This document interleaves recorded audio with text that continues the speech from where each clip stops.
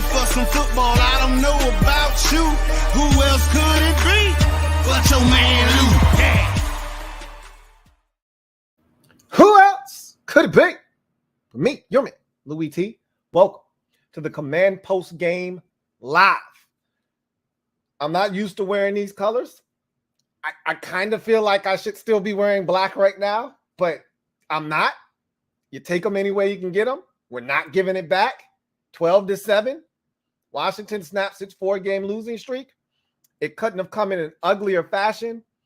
And honestly speaking, we should be 0-6 right now.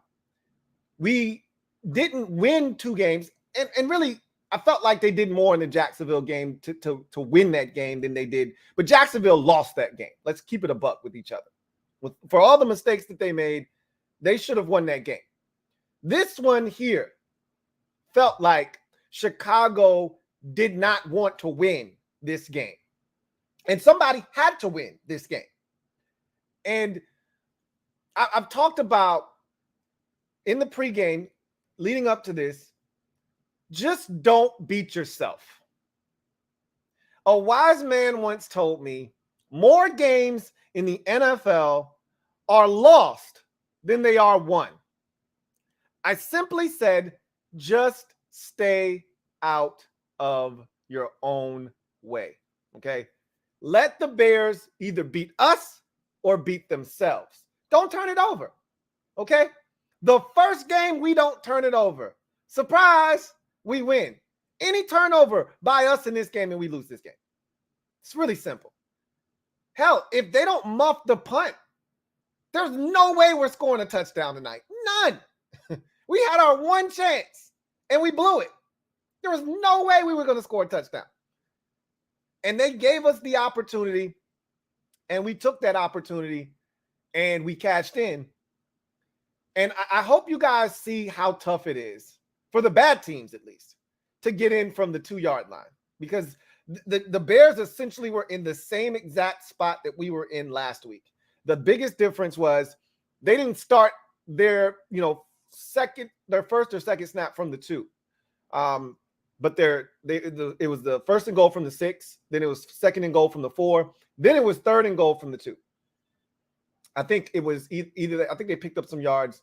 It might have been incomplete. It was batted down. That's right. Mooney was open. He would have scored a touchdown. And he got batted down. So it was third and goal from the 4 and fourth and goal from the 4. And honestly speaking, I don't know how in the hell we don't give up a touchdown there. Once he ran and got down to the 6, I said, oh, this game is over. All I could do was laugh. All I could do was laugh hysterically because it's like we were trying to create and invent ways to lose this game. Guys were taking turns, making mistakes. And the one thing I said the same thing last week. It's not rocket science. This NFL thing, it's not that hard. I said, if we stop the Bears from running the football, we're going to win this game. Easy. Because Justin Fields will not beat us. And you want to hear something funny? I was in the MOBB and we were busting up Justin Fields. We were hitting him and he was getting up slow. And, guys in the mob, were like, yeah, tear his ass up, And I'm saying, no, he better get his ass up. And he better finish this goddamn football game. Justin, get your monkey ass up, okay? Take your ass to the locker room and you come out and you finish this goddamn game and you play 4 quarters, goddamn it. And I mean it. Because if his ass leaves this game, and Trevor Siemian is absolutely ass cheeks, but I guarantee you if he comes in the game, he would have shredded us. He would have shredded us. Okay? And so I'm like, Justin, you get back here and you get back here now. You finish this goddamn game. You finish what you started, okay? We don't raise quitters around here. You get back in this game and you finish. And I saw them looking at the monitor to see if there was any neuro trauma. I'm like, he's fine. Turn that shit off. He's finishing this damn game. Because the only chance we had was Justin Fields playing quarterback. Because these were going to take sacks. He was going to miss open receivers.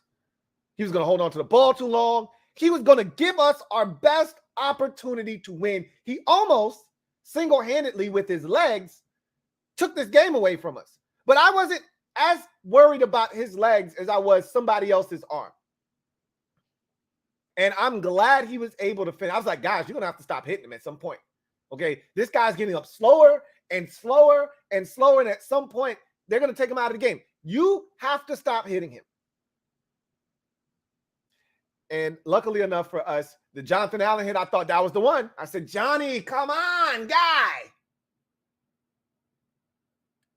Because I knew that penalty was on us. There's no way that penalty's on the Bears. That's on us. Of course it is. I mean, you got him right where you want him. 12-7. 3rd and forever. Allen gets the sack. This is ball game. Benjamin St. Juste, hands to the face. First down. You had to know after that it was going to come down to the wire. You had to know. If you've been a Washington fan long enough, you had to know that that hands to the face penalty was either going to cost us the game or make you have to go lay down on the table and have someone rip your shirt open and go and get the defibrillator. Because you knew you were going to have a heart attack after that hands to the face. Jonathan Allen gave us a chance to end this thing peacefully without resistance. Like week 1, when Derek Forrest caught that pick. It gave us a chance to end the game peacefully without resistance. And that ball is laying there, and I'm cussing Daron Payne out, but at the same time, I said, bro, he's gutting it out with a bum ankle. You can't be mad at him. Go get the damn football. Wild goose, one of y'all end up with the ball. But the football guy said, bro, you ended up with your one fumble that you weren't supposed to get for the night. And I said, you know what? You're right. I'm going to shut my damn mouth, and I'm going to watch the end of the game. He said, thank you. You got me. Hands up. I got nothing for you.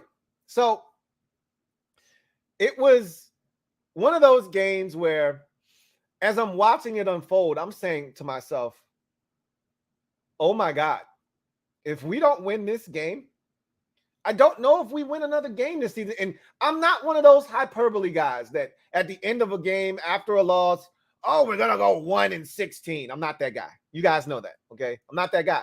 I'm not the 3-14 gloom and doom, skies falling guy. You know that, right? But this was bad. And after every single game, you can make excuses. You know, offensive line was this, play calling was that. Carson Wentz was awful tonight. Now, he showed me something that I hadn't seen in the previous 5 games, but again, that doesn't win you games. And that was competitive spirit. He showed me that tonight, blocking Roquan Smith, trying to run when he can't run a damn lick anymore, tried to run on a little read option keep. Like, he showed me some fight tonight. But he was awful. I mean, there were throws where you go, Carson, what the hell is that, dude? He's throwing, it was funny. My guy Mega in the MOBB said he looks like he's Dwayne Haskins in the pocket. And that was the most truth I've heard all night, because he was throwing 210 mile an hour fastballs to JD McKissick running an arrow route 6 yards in front of him. And he's throwing a football with maximum velocity and behind him. And you're like, dude, what are you doing? Seriously. Are you trying to get picked off? He's got Antonio Gibson in the flats on a bootleg, and he's staring right at him, and he doesn't throw it for like 3 seconds and then throws it late, and he throws it inaccurately. And you're like, bro, what the F? He's open now. Get it to him. He's still running, and then decides to throw it to him, and he throws it behind, threw it closer to the defender than he did Antonio Gibson. He did make a throw tonight up the seam to Curtis Samuel that Curtis dropped. And I'm saying, bro, come on now. We don't have many of these opportunities, man. You got to catch the damn football. But, I mean, there weren't many throws where you go, man, that was an excellent throw by Carson. He was not good tonight. To the point where it actually crossed my mind tonight, like, do we need to go to Heineke? Because I know this for sure. We can talk about some of the throws that Heineke can't make, but it's the throws that he does make that keeps the offense on schedule. And there are a lot of easy throws that are being missed right now. And we've talked about Wentz's inaccuracies, and we know he's an inaccurate quarterback a lot of the time. We know that. But this is bad. This was bad. 12 of 22 for 99 yards. This was bad. And Scott, it wasn't a great night play calling wise for Scott. And it took him until about the late stages of the third, early stages of the fourth to realize, man, I should run the football. This is the worst rush defense, the second worst rush defense in football. Maybe I should run the football. Took him a little while, and it took Antonio Gibson to finally get in the game to give us a bit of a spark. Again, this is the part that I struggle with, okay? They want to feature Brian Robinson, and that's fine. I got no problems with that. Don't forget about 24. That's all I'm saying. I'm not telling you don't feature 8. Just don't forget about 24. This is the second week in a row that they forgot about 24. And I'm just asking myself, what's going on?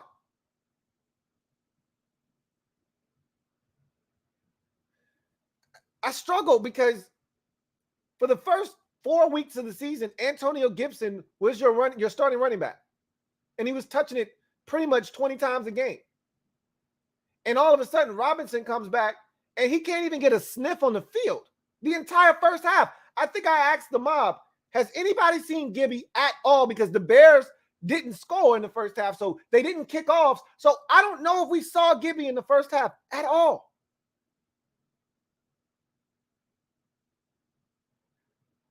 I'm like, what are we doing? And then Gibby comes in and gives us a spark. And I'm like, where has this guy been the entire game? It was the same thing last week. Why?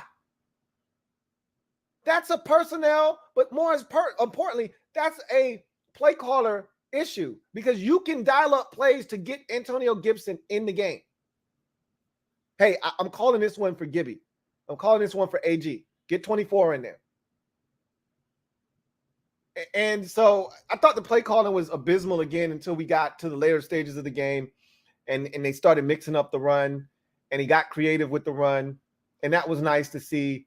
I thought my guy Derek B in the MOBB made a great point that when we got inside the red zone, when we got inside the, I want to say inside the 5-yard line, I think it was inside the 10, it's like the 7-yard line or so, 6, wherever it was.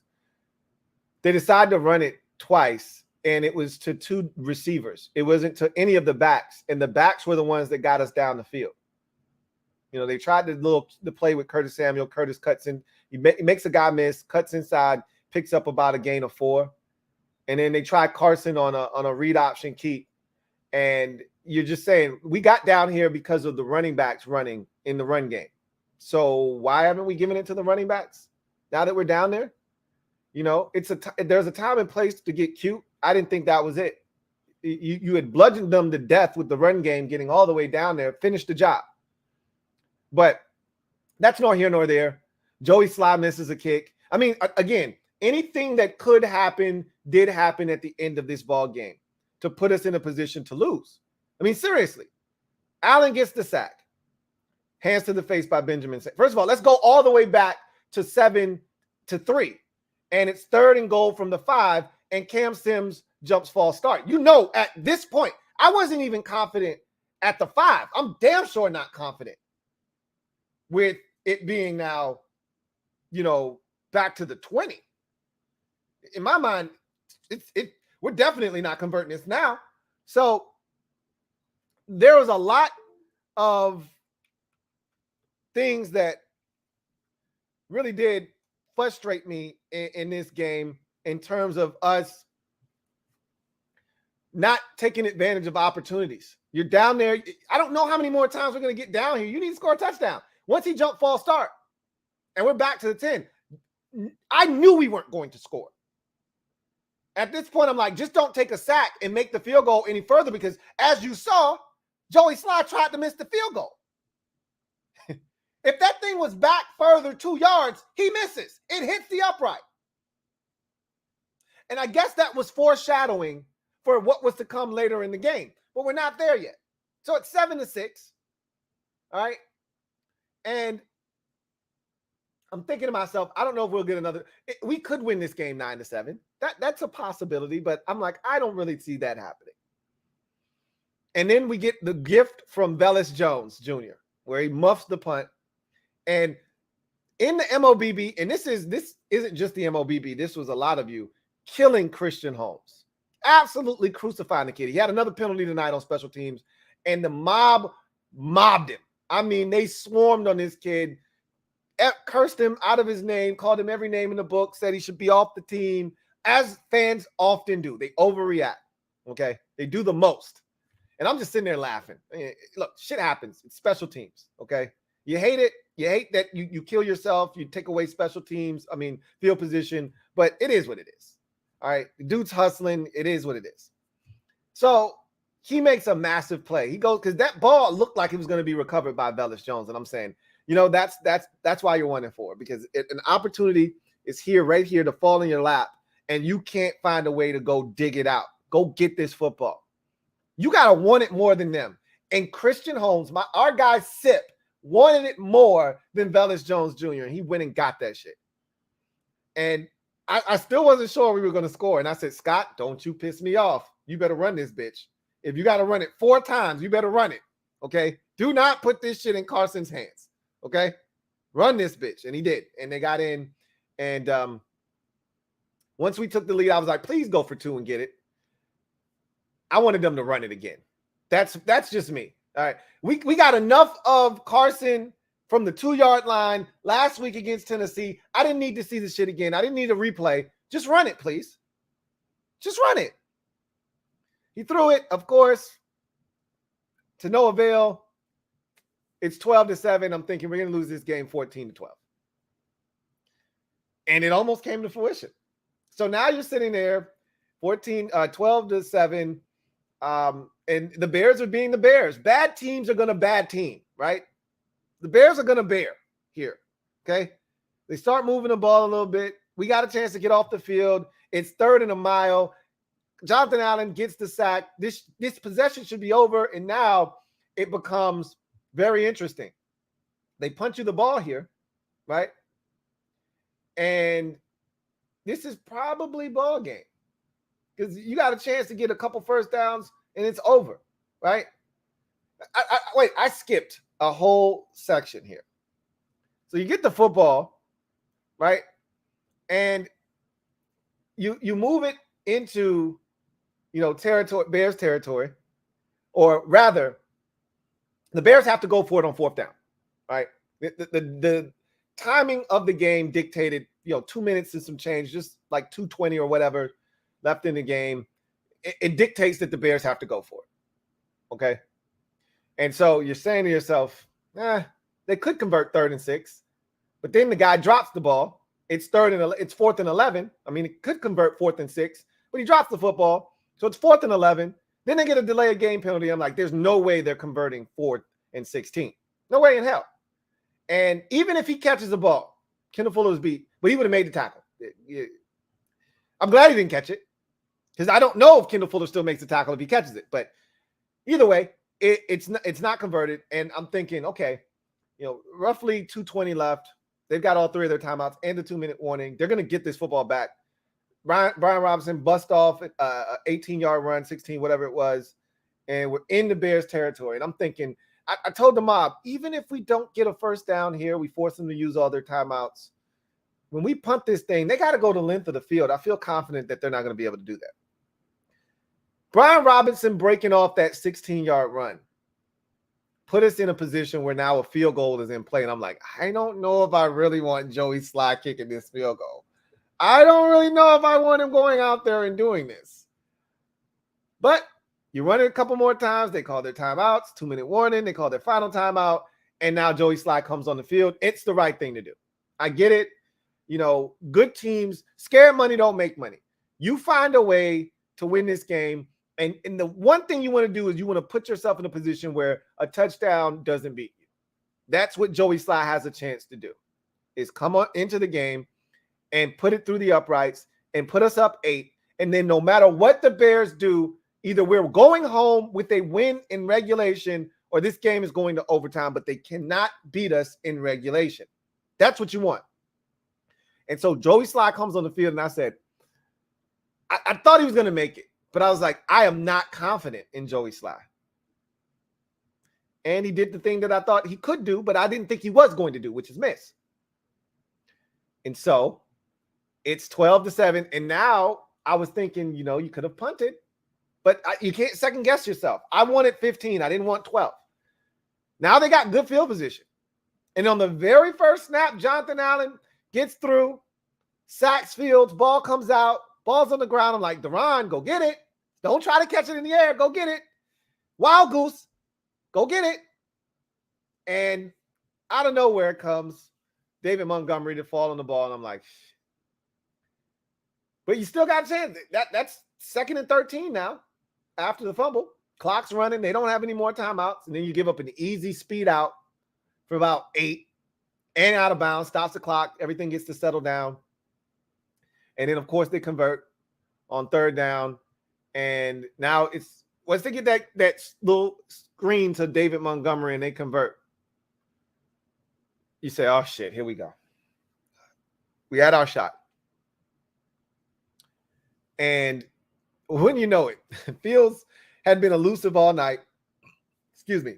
And as he gets to the outside, I see Bobby McCain, and I'm like, oh, Bobby. Oh, Bobby. Oh, Bobby.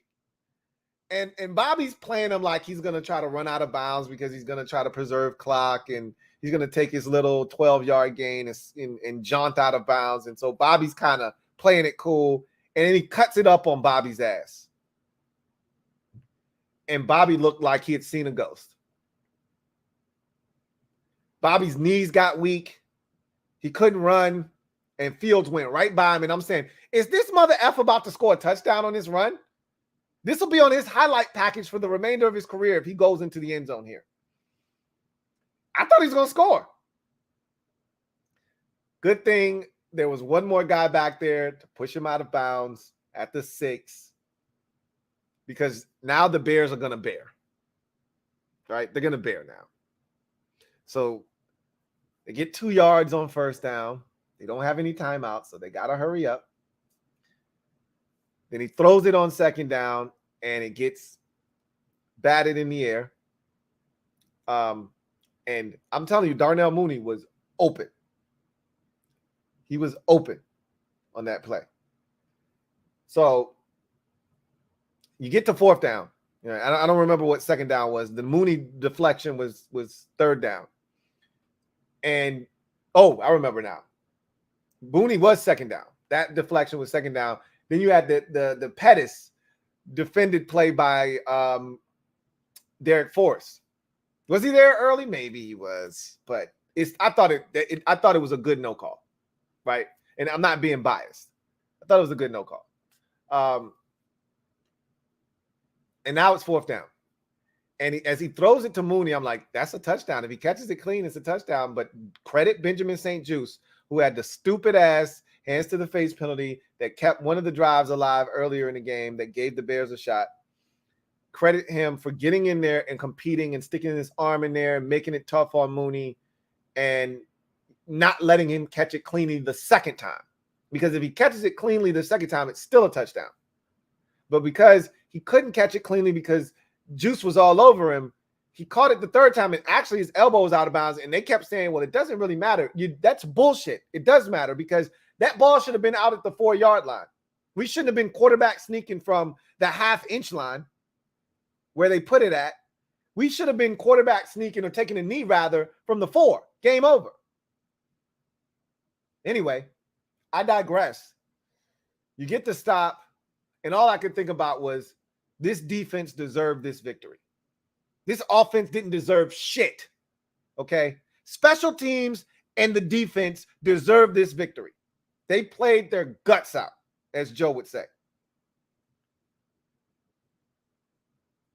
Offense deserves nothing. Scott Turner deserves nothing. Carson Wentz deserves nothing. We were dreadful throwing the football tonight. Wentz doesn't even crack 100 yards on the evening. Somehow, some way, we win this game because the Bears went 0 of 3 in the red zone. And not just any 0 of 3, because you can be 0 of 3 in the red zone and come away with 9 points. They went 0 of 3 and didn't score a single point. Understand that if they kick 2 field goals, they win this game. But you can't think that way, right? When they went for it on 4th down, that was the right thing to do. I thought they should have just quarterback sneaked it. They had already done it once. It worked. I thought they should have done it again. They got cute, tried to go to the fullback dive, and we shut that shit down. You had the interception, batted in the air, or off the helmet of F.A. Obata in the air. Jonathan Allen picks it off. And then, of course, the last 4th down conversion that was failed, the last 4th down that was failed, made them 0 of 3 in the red zone. The defense stood tall in this game, despite giving up 80 some odd yards to Justin Fields on the ground, another 75 or so to Khalil Herbert on one run essentially, and damn near gave up 200 yards of rush offense in the game. Despite doing that, the one thing I said you could not afford to do if you wanted to win this game, same shit I said last week against Tennessee. Can't let Derrick Henry get you because they don't have enough to beat you with the weapons that they have offensively. Said the same shit this week. Other than Darnell Mooney, they have nothing. And we still let Dante Pettis get behind us for a touchdown. Every week, we have to give up one big play. It is mandatory that this team give up one big play. One play, we got 12 guys on the field. Another play, they ran one of those red zone plays, the 1st down play. They ran that with 10 Washington Commanders on the damn field. Are you kidding me? Are you kidding me? The game is on the line and we don't have enough guys on the field? This team is incredible. Absolutely flabbergasted how we managed to win this game. But I'm not giving the shit back, okay? You can't have this one back. We're 2-4. The losing streak is no more. And I get to watch all the games on Sunday this weekend, stress-free, knowing that we got to win in our back pocket. This can't be the start of a win streak. Wins like this aren't allowed to jumpstart you to a win streak. I don't think. I can't confirm nor deny that. But I don't feel like this kind of a victory propels you to a win next week against the Green Bay Packers. We'll see what happens with the Packers because they're reeling right now. They're struggling their damn selves, and they got the Jets this week. We'll see what they do. But all in all, I'm taking this win. I'm taking my shit. I'm getting on the flight, and I'm heading back to D.C., okay? I don't give 2 Fs. Now, what I don't want to see, I don't want to see the 1 minute and 1 second clip from the locker room of Ron giving a speech. I don't want to hear shit after this one. Shut your mouths. Give Brian Robinson his game ball. Give the defense a game ball as a whole. Get your shit. Get out of the locker room. Let's get on the bus so we can get to this plane and get our ass home. I don't want to hear shit else. Don't put no clips on the website after this one. I don't want to hear shit about, hey, man, that's the way to fight. I don't want to hear none of that shit. Okay? Take your win. Head your ass back to D.C. Okay? So, we're 2-4. Just imagine had we won last week. This would have felt, even if we played exactly the same, had we won last week and we were back to 500, this would feel totally different. But we didn't win last week. We lost last week. We're 2-4, and you still feel miles and miles away from 500. As you should. As you should. So, I digress. Let's get to the comment section. Wow.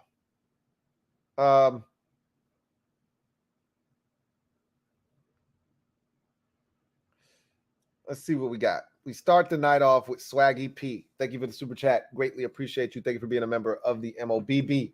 Swaggy P writes, even though we won, I'm still not happy with the offense. D was great most of the night, and Brian Mini Min Robinson is a beast. Brian Robinson played well. I didn't walk away saying, man, he's a beast.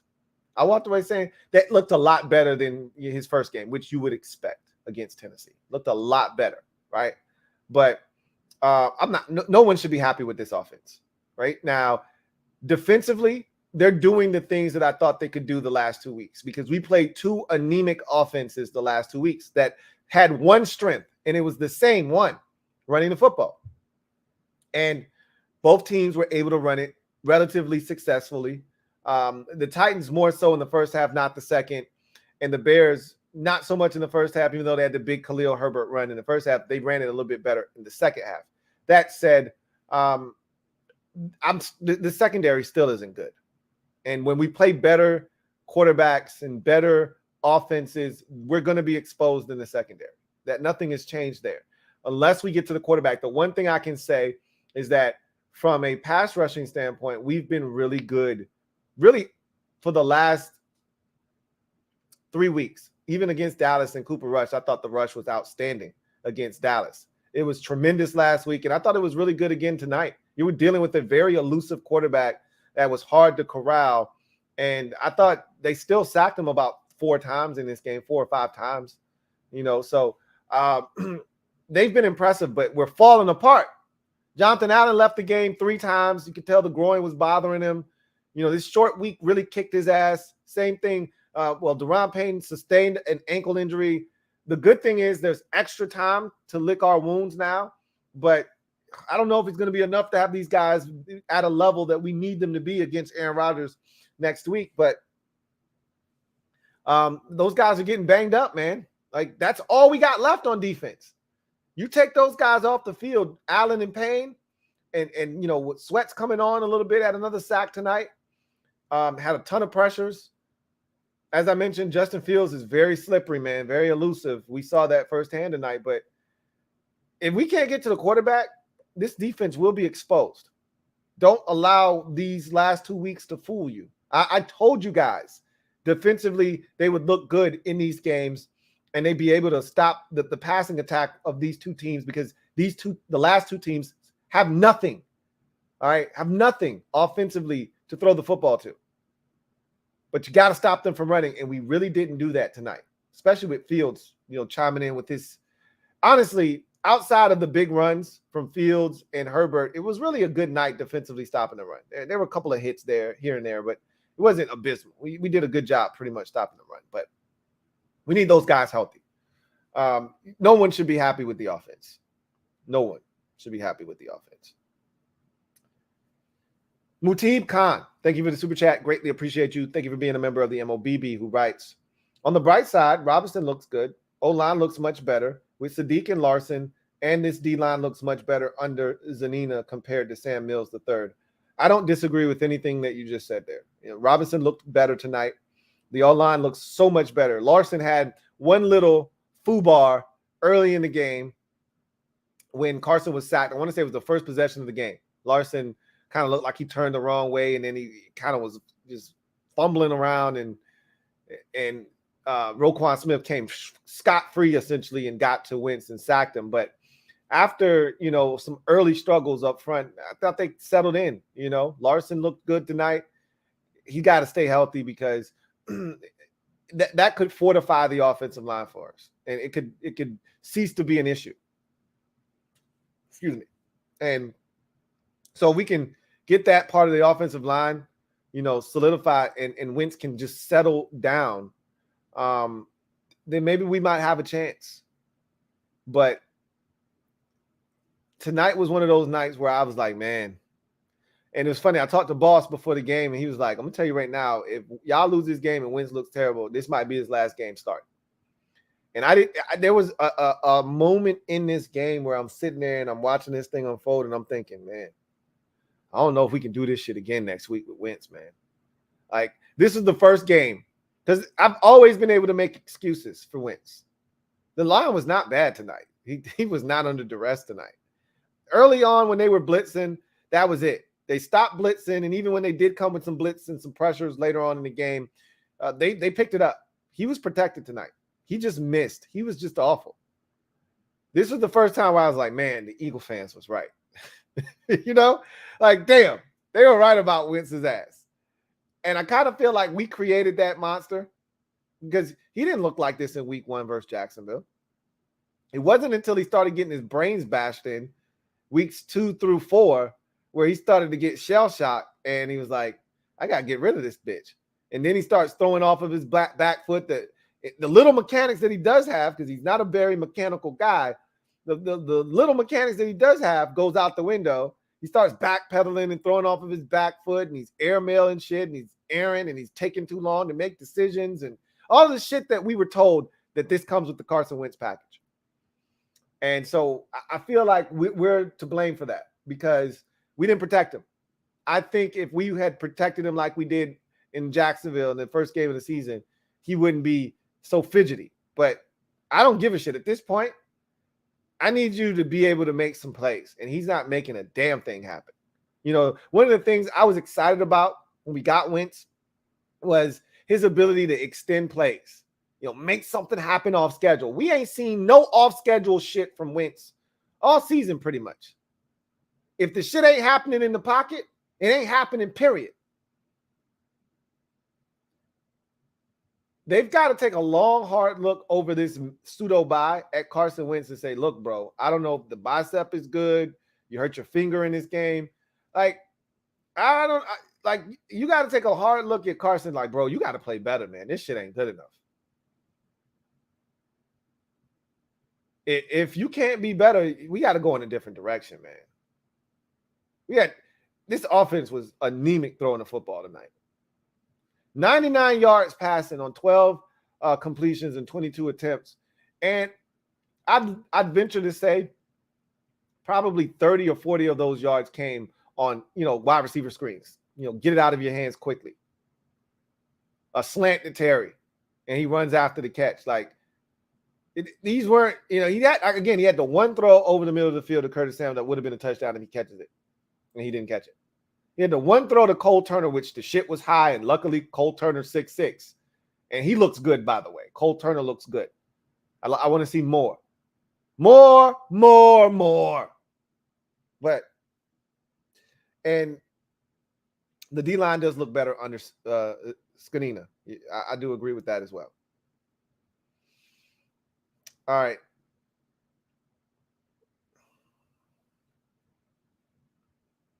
Twin D, thank you for the super chat. Greatly appreciate you. Thank you for being a member of the MOBB. My guy Twin D writes, hey, LT, I thought I was supposed to feel good after a win. Somehow I don't.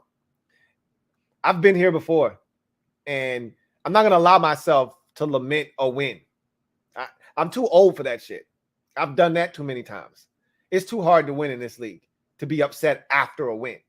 It's too much. It expends too much energy to be frustrated after a win. I'm going to just take the win any way I can get it, however it comes, and I'm going to keep it pushing. I always tell you this. I can't be a hypocrite. All right. I've done this for too long to allow a win to feel like a loss because I'm a veteran. I've been here, done that. But I always tell you, get it any way you can. They're going to put that brick in the left-hand column. Here's the problem now. We may not have a lot of bricks in the left-hand column when it's all said and done. That may be the problem. So if you don't have that many bricks, we're going to remember that one brick. You only have 2 right now in the left-hand column. They're going to remember when they turn that brick over and see 12-7, they're going to remember, oh, yeah, that was that Chicago game. Now, you end up with 9, 10 bricks in the left-hand column, and they turn that Chicago brick over. Yeah, that's just a win. Nobody's going to remember 12-7. Take it any way you can get it. But yes, the offense wasn't good enough, and this doesn't feel like it's sustainable. You can't sustain winning like this. I think that's why it doesn't feel good. But you know what? We felt good after Jacksonville, and what did that get us? 4 straight losses. So I'm going to tell you guys this one time, and one time that's all.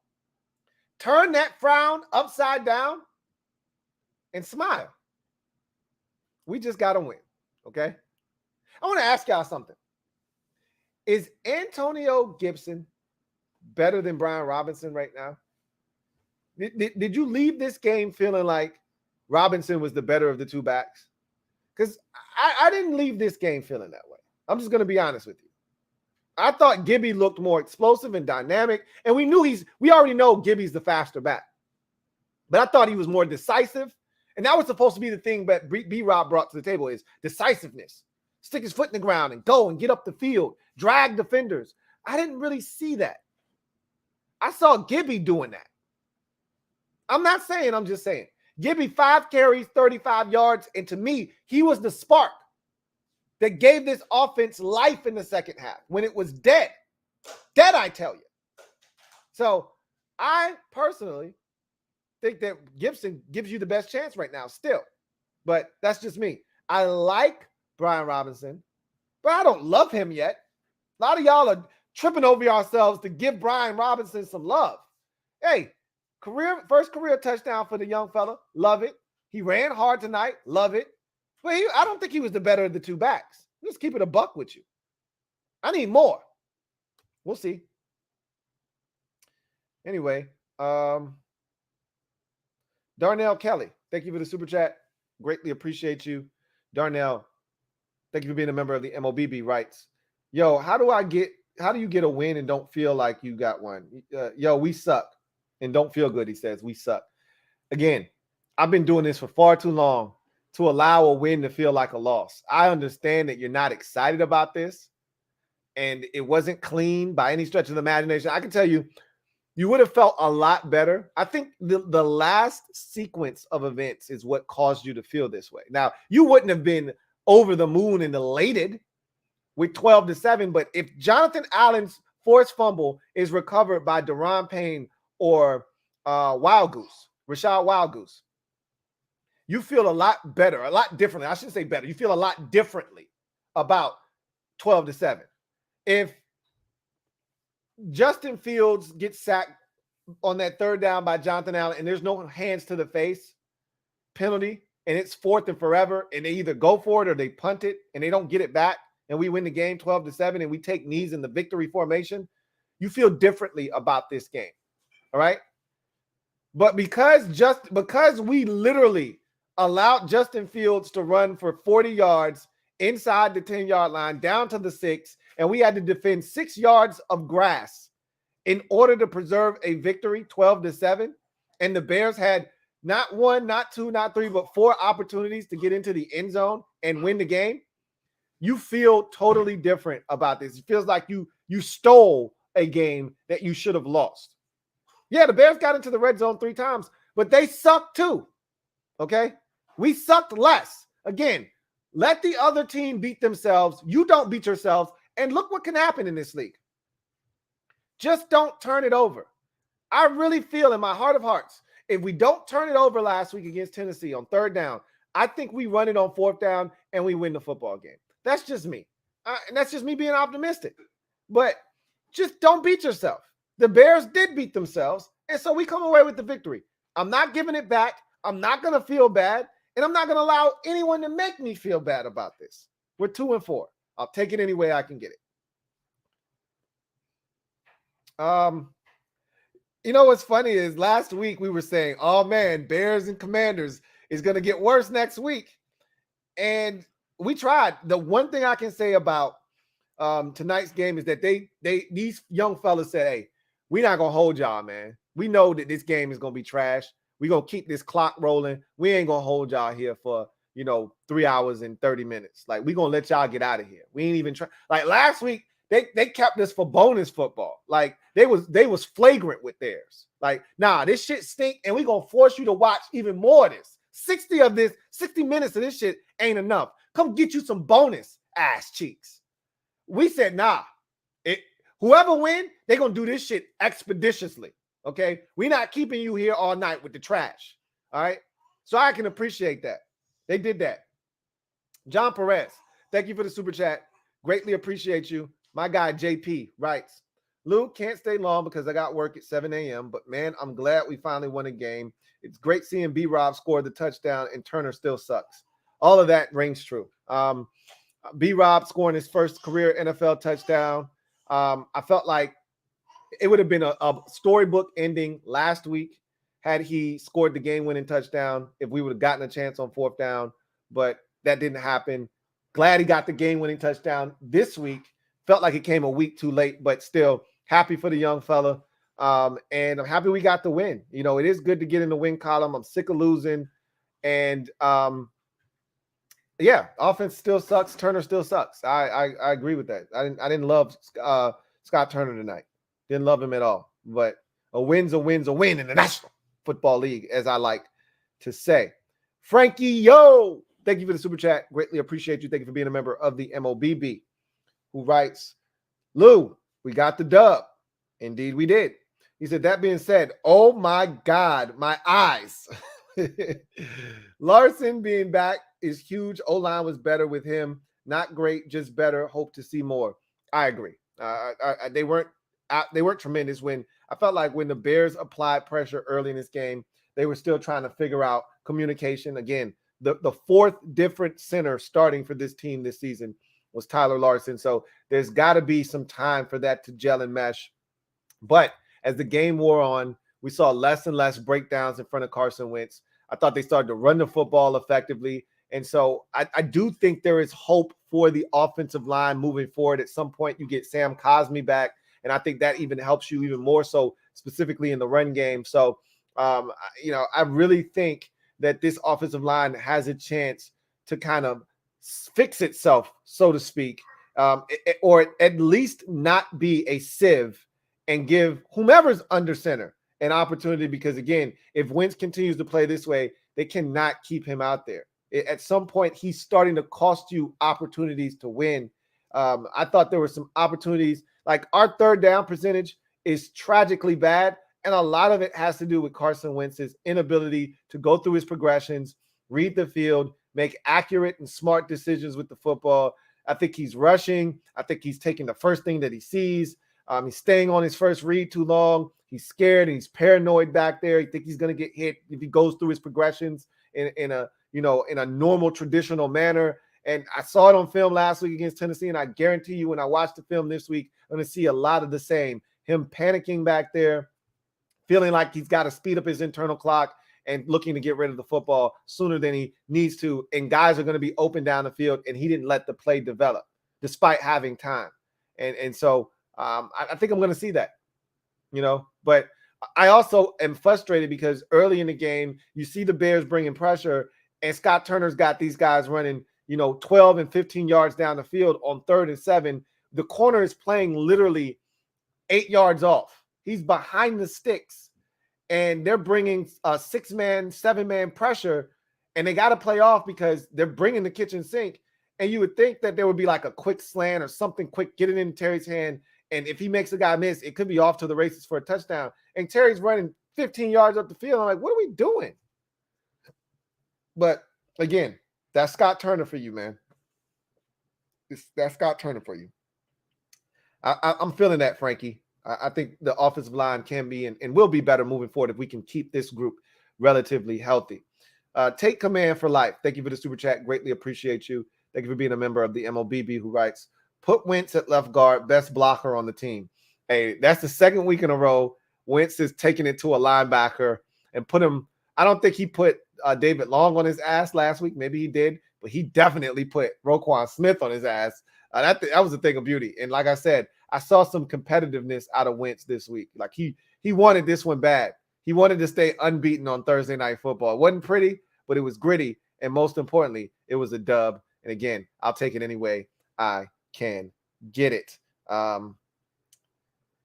Sonny Rawson, thank you for the super chat. Greatly appreciate you, my guy. Sonny writes, first of all, thank you for being a member of the MOBB. Writes, if Ron talks about their ability to run winning this game, I might go and say, look, I am right there with you, Sonny.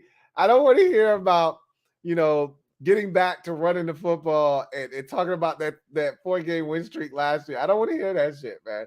Again, playing, because if you're going to do that, then Heineke could be in the game. If that's how we're going to live, like, I don't want to live in a world where we still can't throw the football down the field, because if that's the case, you might as well put number 4 back in the game, in the lineup, Or you might as well put Sam Howell in the game. And we're going to go 1 of 8 every week on third downs, and we can't throw a 6-yard pass, and we can't scheme up a way to get guys open on third downs, and we can't convert. You might as well put the rookie in the game.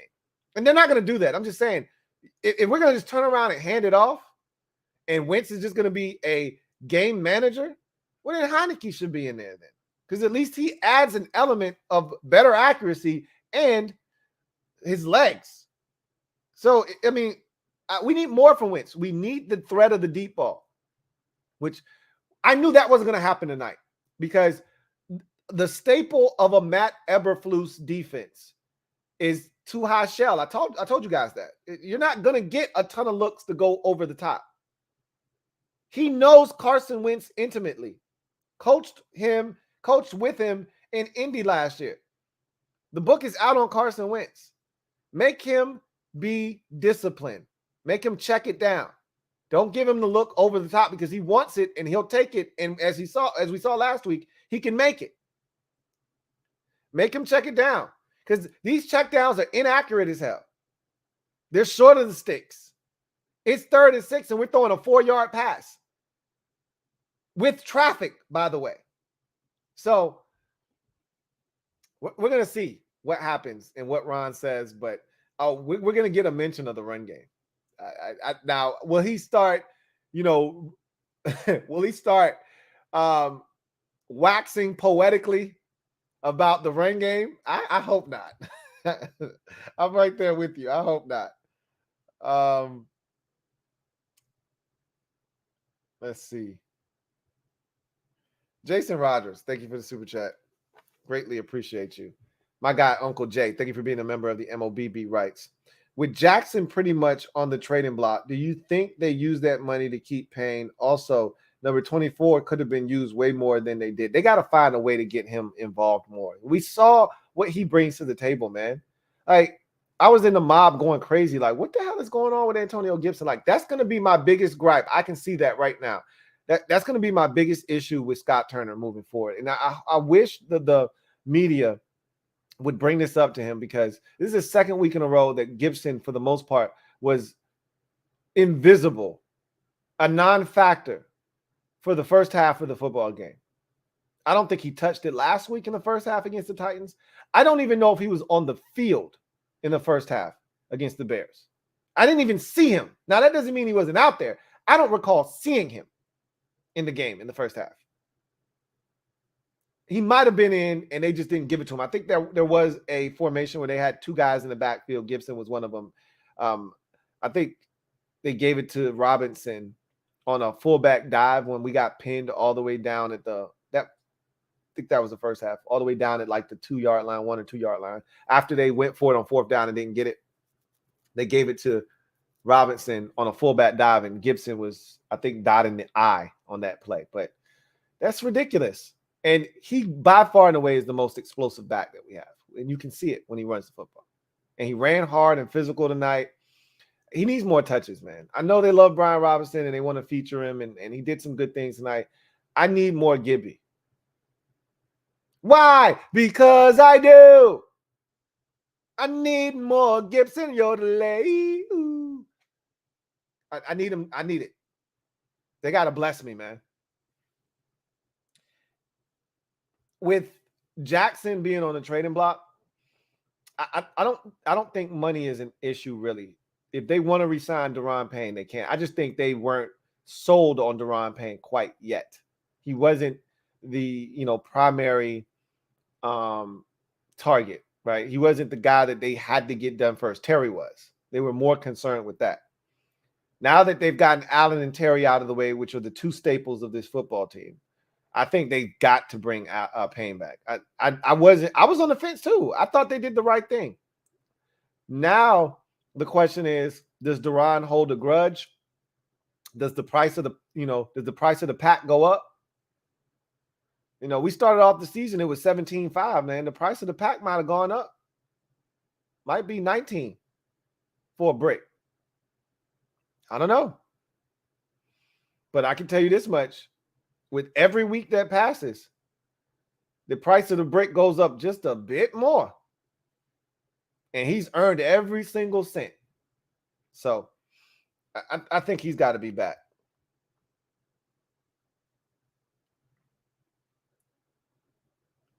All right. Let's see. Got one here from Enigma RJ. Thank you for the super chat. Greatly appreciate you. Thanks for being a member of the MOBB. Enigma writes, it was an ugly win, but I call the win though. Always the defense had some kind of fire. I'm gonna tell you right now, defensively, and I know the Bears aren't great offensively, but defensively, they had to bear down and grit their teeth because they created some opportunities for the Bears offensively, and they put themselves in a hole 3 times, allowed the Bears in the red zone, and 3 times they denied the Bears from scoring any points. And that's why they won this game. And that's so huge. Every week on the podcast on Wednesdays, when we go over the week's action, I tell you the same thing over and over again. And I say, if you want to see why the game ultimately went the way that it went, why one team won and the other lost, a lot of times you can go straight to 2 categories and it'll tell you the story. You can go straight down all the way till you get to red zone offense, and then go down a little bit further and you see the turnover battle. And those 2 stats usually tell you all you need to know. Tonight, you go all the way down to red zone efficiency, and Washington's 1 of 2, and the Bears are 0 of 3. You go down a little bit more, no turnovers for the Commanders, 2 turnovers for the Bears. That's your ball game right there. It's not rocket science. If 2 out of those 3 red zone trips for the Bears aren't empty in terms of 0, like it was not, again, I said this earlier, it wasn't 0 of 3 with 3 field goals. It was 0 of 3, 0 points. An interception, a turnover on downs, and another turnover on downs. They didn't get a single point. If they just kick 2 field goals, they win this game 13-12.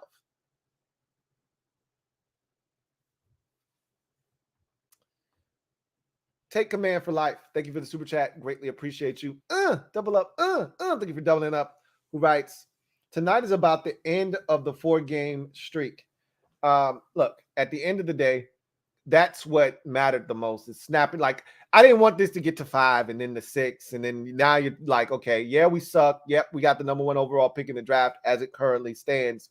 But like, and it's painful when you suck as bad as we did in 2019. And this team isn't anywhere near as bad as that team. And I've said Ron has never had a season go the way that 2019 went for us, where you win 3 games. That Ron's worst season as a head coach is 6 wins, I think. So I didn't see it going in that direction. I still don't, but man, I mean, this offense is just anemic right now. But the thing that keeps giving me hope is that we've seen flashes from the offense. We've seen flashes from the offense. Every so often, and I think with each week that the offensive line improves, I think Carson gets more and more confidence. And the more confidence he gets, and we'll get Jahan Dotson back, and that'll add. And I think that you get Logan Thomas back. I think now that Cole Turner has played and showed you he can help, I think you're just adding more weapons to the repertoire.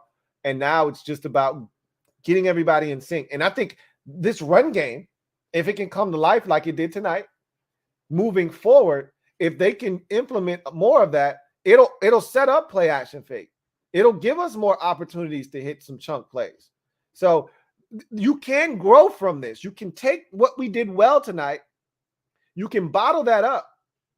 And the beauty of getting this done on a Thursday is now they get to sit and they can self-evaluate, self-scout. Like this is like a pseudo bye. During the bye week, that's what you do. You self-scout. You self-evaluate. You know, what are the things we do well? What are the things we don't do well? Here's what Carson struggles with. Here's what Carson's doing really well right now. Here's what we need to start to do. Here's the things we need to take out. Remember, it was after the bye week last year that they turned it around offensively and started to play better. and more consistently. Maybe we see that after this mini pseudo bye week. Maybe we see that. Who knows? We'll see. But the 4-game skid is over. Booker, thank you for the super chat. Greatly appreciate you. Thank you for being a member of the MOBB, who writes, Lou, the horrendous coaching was apparent today. Yeah, I would agree with that. Our staff, man, they don't foster a ton of enthusiasm nor confidence in them. Jack is solid. I've had less issues with Jack this year than last year. In 2020, he was fine. He came in here, turned the defense around. We were excited to have him, and the defense played well. And think about this too. At some point, potentially, Chase Young could be back. And for as well as we're playing, imagine having 99 on the other side ready to wreak havoc. I'm not saying it's going to happen, but it could happen if we can find a way. Again, the schedule isn't daunting. It's not super tough. But if you play like this, you're not going to win many games. I don't give a shit who we're playing. And there are not many. There's only one more team on the schedule that looks like the team we played tonight. That's Houston. There's only one more team. And they're built the exact same way. If you stop their rushing attack, they got a rookie running back that is throwing his name in the hat for Offensive Rookie of the Year in Dameon Pierce. Okay? If you stop their rushing attack and dare Davis Mills to beat you, you've got a shot to win the game and win it comfortably. But they play defense, they're physical, and they want to run it, and they will make mistakes. They will beat themselves. Davis Mills will turn it over. It's this. Those are the only 2 games we've won, is where we get a young quarterback, a second-year quarterback, that makes some mistakes, misses some easy. Justin Fields on the first possession misses an easy throw for a touchdown. Tight end is wide-ass open. Does that not ring a bell? Week 1, Travis Etienne, wide-ass open, man-to-man coverage with Jamin Davis, and he overshoots him in the end zone? Does that not ring a bell? Like, we watched this same thing happen in week 1. That's how we got our only win prior to tonight. So unless we're better, you're not beating many more teams on your schedule, not named Houston. You're going to have to be better than you were tonight. But I think they can be better. Can't be much worse.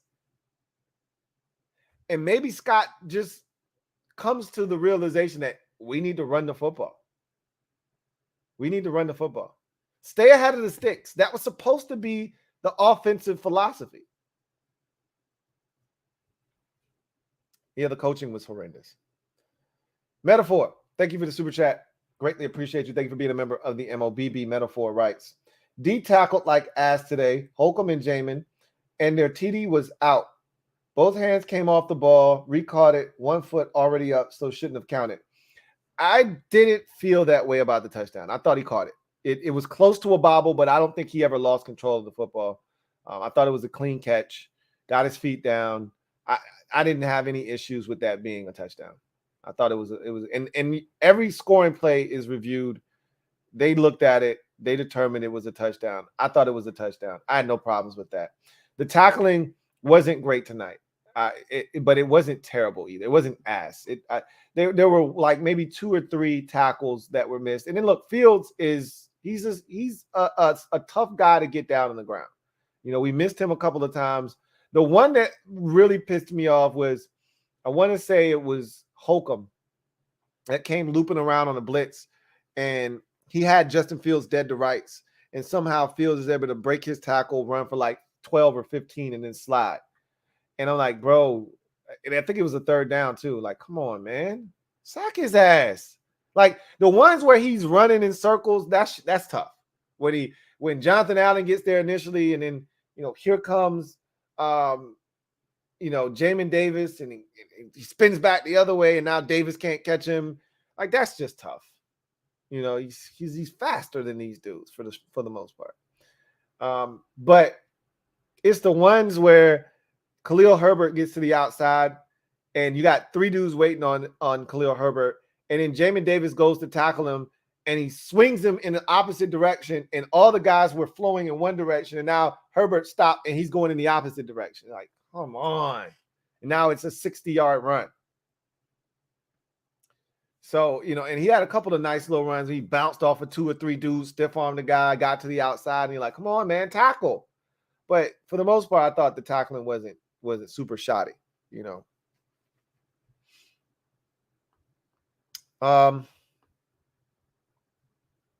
Let's see. Greatness. Thank you for the super chat. Greatly appreciate you. Greatness writes, Lou, I respect the hell out of you for keeping it 100 right now. This win just showed me how bad our team really is. Win? Yes. Proud of it? No. You don't have to be proud of every victory. You just need to get any and every victory you can get. All right. Again, this isn't college football. You don't get points for style. Alabama won an ugly game against Texas A&M. The week prior, Georgia was the number 1 team in the nation. They won an ugly game on the road at Missouri, and they lost the number 1 ranking in the nation because they won an ugly game, but they won. The next week, Alabama wins an ugly game against Texas A&M. They lose the number 1 ranking, and Georgia goes back to number 1. This isn't college football. We're not being gauged on style points. Oh, you didn't win 72-10. Got to knock you down a few rungs. You either get a win or you get a loss. Tonight, we got a win. And for that, I am grateful. Okay? So, am I proud of this? You're damn right I am. Because they found a way to win. Instead of finding a way to lose, which is what we usually do, we found a way to win. You can blame the opponent and say they found a way to lose. Good. As I mentioned in this league, more games are lost than they are won. Let the losers worry about losing. For tonight, let the Bears worry about losing. Maybe next week we'll be back to our losing ways, and we'll be talking about how we need to move on from this guy and that guy. But for tonight, it's a dub. So I'm going to take that dub. I'm going to savor that dub, and I'm going to move on thinking to myself this Sunday, well, got my win. Gonna watch the Cowboys and the Eagles beat the shit out of each other. Bills and Chiefs. That's gonna be a dandy.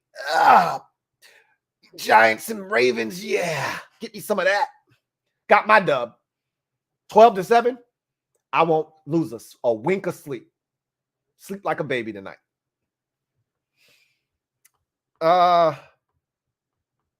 Mr. Liberty. Thank you for the super chat. Greatly appreciate you. Thank you for being a member of the MOBB. Mr. Liberty writes, this game only further shows that we suck. Again, it's not a work of art tonight by any stretch of the imagination. And again, it was comical at the very end. Like how we tried to lose this game, all I could do was laugh. And I thought we were going to lose. Really, when Justin Fields broke that runoff, it reminded me of how I felt last week when Carson Wentz threw the interception. And I was sitting there in disbelief, but it was this weird look I had on my face. Like,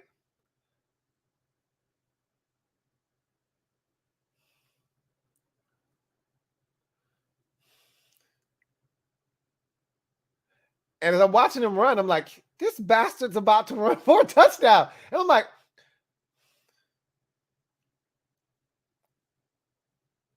and when we stopped him at the 6, I'm like, they're going to score a touchdown, man. Now I know how the Titans felt when they gave up that pass interference at the 2, and you're thinking, hey, we about to lose. And then somehow your defense digs down deep and gets you a stop on in our case, 4 consecutive downs. In their case, 3 consecutive downs, and they win the game and preserve the victory. It's not that dissimilar. The Titans had to take a knee on the final snap to preserve the victory. We had to take a knee or a quarterback sneak inside the 5-yard line. And you take it any way you can get it. It wasn't a great performance, but it was a win nonetheless.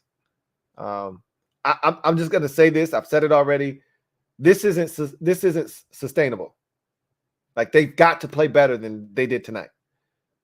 You won't beat Green Bay next week. You won't beat the Indianapolis Colts the week after that. You won't beat the Minnesota Vikings the week after that. You won't beat the Philadelphia Eagles the week after that. You won't beat the Houston Texans the week after. Maybe you will beat the Houston Texans with a performance like this, where you don't turn it over. Maybe they turn it over twice, like the Bears did. But you could lose that game as well. You get where I'm going with this. You get my drift. You're not going to win a ton of games playing like they played tonight. But here's the common denominator that we've seen since week number 4. And really, if you take the second quarter out of the Eagles game, you can't do that. I'm not going to be a hypocrite. I used to kill Greg Winusky when he would say, hey, you take away the 170-yard run we gave up, and we actually weren't that bad against the run. Well, you did give up a 72-yard run for a touchdown, buddy. And you did give up 162 yards on the ground and 5.4 average on the ground. So, yeah, you did do that, buddy. If you just start at week 4 against Dallas, this defense has been good enough to win every single week. And they're getting better and better and better and better. And I get it. The opponents have gotten worse and worse and worse and worse. I understand that. But that's what you do to bad opponents, right? That's what you do to bad offenses. We went from giving up 25 to the Cowboys to 21 to the Titans to 7 to the Bears. Okay? So they're going in the right direction. They did something that they hadn't done, which is force turnovers. One by the special teams, one by the defense. Okay? So they're moving in the right, and they're getting consistent pressure. How many times did they hit Fields tonight? I'm going to say 13 hits. Last week, they hit Ryan Tannehill 11 times, or was it 13? They hit Ryan Tannehill 13 times, sacked him 5 times. I'm going to say the exact number happened to Fields tonight. 13 quarterback hits and 5 sacks for this Commanders defense. 12 hits, 5 sacks. I was close. I knew it was somewhere in that vicinity. I was off by 1 quarterback hit.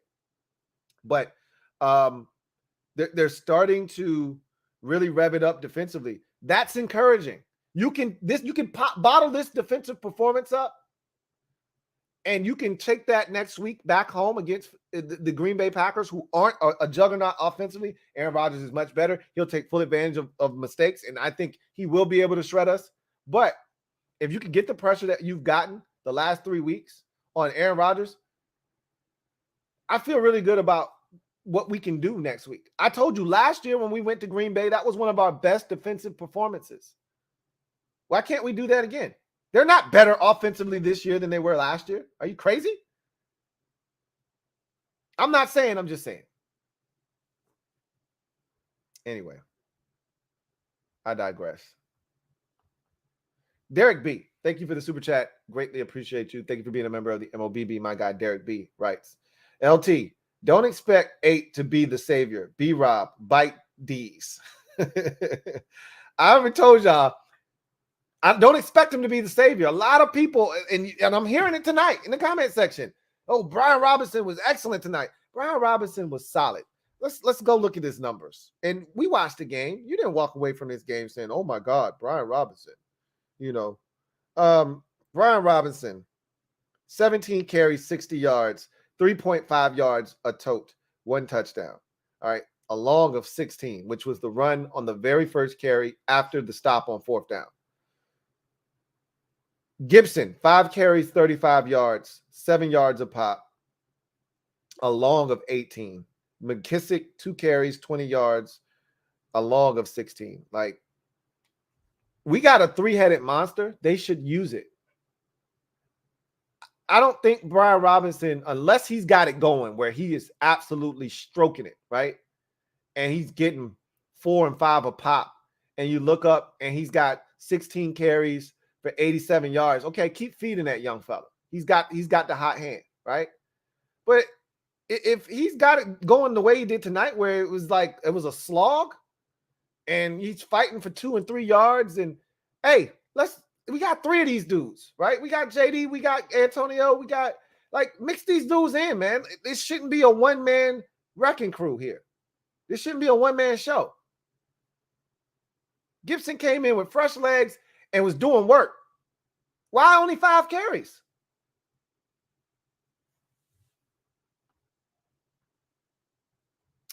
Jonathan Lang, thank you for the super chat. Greatly appreciate you. Thank you for being a member of the MOBB who writes, Lou, been a minute. It has. It has, Jonathan. He says, I know you said you were riding with Ron until the wheels fall off. How many wheels left on Ron's car? It's not too many. It's not too safe anymore. LOL. Bro, obviously you haven't been here for a little while. Maybe you have been watching. You've been lurking. I got out of the car last week. I got out of the whip last week. So I'm no longer riding with Ron right now. I caught a ride. I'm heading back east. So we'll see where this thing goes. You know, Ron could turn it around. I always point to this. This has nothing to do with us. This was once upon a time in Carolina, but Ron started 1-3 in his 3rd year in Carolina. Expectations were high that year. Ron had struggled his first 2 years. Obviously, he took over a bad 2-14 team. And he had a rookie quarterback in Cam Newton that first year. So there were growing pains, even though Cam Newton was the rookie of the year. The next year, they struggled again, you know, continuing to build what ultimately turned into a bit of a monster in Carolina. And the 3rd year, that's when things started to take off. But they started 1-3 and then proceeded to finish the season winning 11 out of 12 games and went 12-4. Again, that's probably not happening here, but the defense starting to come alive. The running game starting to seem like they can have their say-so in the matter, but you still run into the issue of Carson Wentz. He's got to play better. This team will not succeed with him playing the way he played tonight. You can't beat better opponents with 12 of 22 for 99 yards. It's just not going to happen. He's got to play better. It'd be nice if Curtis Samuel doesn't drop that pass over the middle of the football field. It'd be nice if Curtis Samuel catches the check down that he throws to him for a 6-yard gain to set up a very manageable 3rd down. That'd be nice too. But at the end of the day, Wentz has to be better. Offensive line was better tonight. So no excuses. He's got to be better. DeAndre, 24. Thank you for the super chat. Greatly appreciate you. Who writes, Lou, we tried our hardest to lose. Damn sure did. Damn sure did. Carson looks deep and the underneath was open so many times. The pass rush was good mostly and definitely hold of a run. And defense hold hell of a run. And D definitely hold of a run. I don't know what that last part is, but the pass rush was good mostly. I agree. We tried our hardest to lose. I agree with that. Carson, I think there are times, like, I'll give you an example. I'll give you a play right off the top of my dome, right? That was a little frustrating for me. So Carson is in the they do a little bootleg. We've been running it effectively. You get to 3rd down, and it's like 3rd and maybe 3. And they decide to run a whole bunch of traffic, guys going in multiple directions. Carson pulls it out of a fake. He boots to the right. He's got Cole Turner coming across the formation with him. Turner is supposed to throw a little block and then get out into the route. Terry doesn't even look like he's running a route. You got another guy coming from the backside of the play running a deep over route. Neither one of them are open. And Wentz looks and says, shit, I got nothing. And he decides to tuck it and run. And while on the surface, nobody looks open. If you're a baller, you hold on to that thing, you fake. Because you know, if you tuck it and you dive forward for a gain of 1, that's not a first down. You got to punt. So what good is that going to do you? Nothing. It's not going to help you at all. So what a baller does there is you see your tight end release late. You backpedal and you throw a loft job.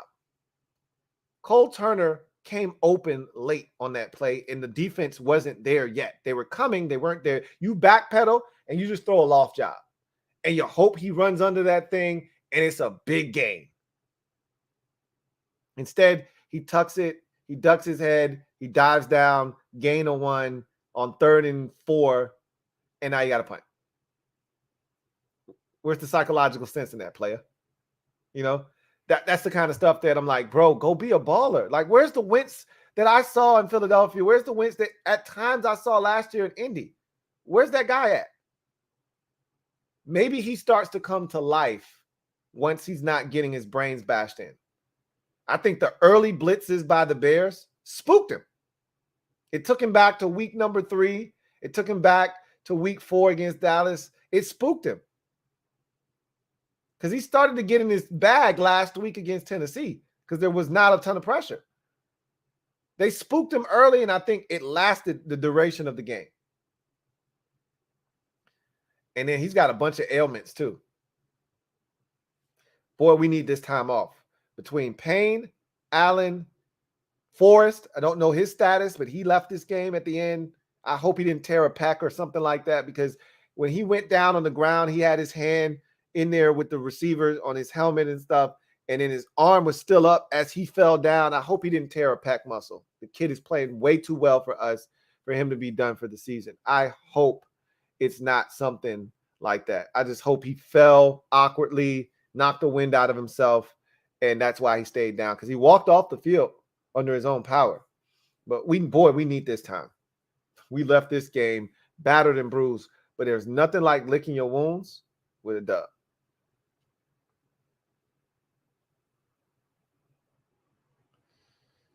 All right. Let's see. JB Johnson, thank you for the super chat. Greatly appreciate you. JB writes, what's up, Lou? What's up, JB? Definitely Scott holding us back. I would agree with that. I think there are, again, I'll give you an example. So we get down there in the red zone, and I was thinking about the 2-point conversion. When we went for it, it's 12-7. And I'm thinking about a play. And like, it's just a simple concept. You fake the pitch. So you're in the gun and you fake the pitch. All right. And the line all slants. You fake the pitch to your left. The line all slants to the left, like they're running to go block the pitch. So the defense is naturally going to react to the pitch action and the line all slanting left. So all the flow of the defense is going to the left, right? You have your receiver on the backside. You got one receiver and you got trips to that side to where you're faking the pitch. And everybody's going left. And so you got your back, you got one receiver on the backside. And he's just going to kind of jog slowly towards the action of the pitch. And it's going to lull that defender to sleep, right? And as you fake that pitch, and your quarterback comes out of the fake pitch, he quickly stops, turns, pivots outside, and you throw it to him. What's so hard about that? It's creative, but it's quick. It's simple. Your quarterback isn't in harm's way. What's so hard about that? Like, why can't we just do something like that? Like, it's not rocket science. We get down there and we can't get a 2-point conversion. Or you could just hand it off. What a novel concept. We're having success against the 31st ranked rush defense in the NFL. How about you just run it from 2 yards out? Just an idea. Anyway, Scott's definitely holding us back. So is Carson Wentz, though. Do not take the blame off of Wentz and solely put it on Scott Turner, because Carson Wentz has to play better. Chiaroscuro, thank you for the super chat. Greatly appreciate you. Chiaroscuro, thank you once again, who writes, we win, take it. I'm with you. All right. I've been doing this for far too long. I've seen enough of these games. I remember watching the Giants earlier this season. I thought week 1's win against Tennessee, huge for the Giants. Great comeback. You hung in until you had an opportunity, and then your coach, ballsy decision, goes for 2, and the win. You convert. You win the game 21-20. Hell of a win. And Titans still had a chance, get in the field goal range, and their kicker misses the kick. But you get the win. But then you beat Carolina. What an ugly victory that was, right? You beat the Bears. What an ugly game that was. Do you think the Giants give two Fs about how ugly those victories were? You think the Denver Broncos sitting there at 2-3 are going to give back the 11-10 victory they got over the 49ers? Yeah, it was ugly as shit, but it was a win.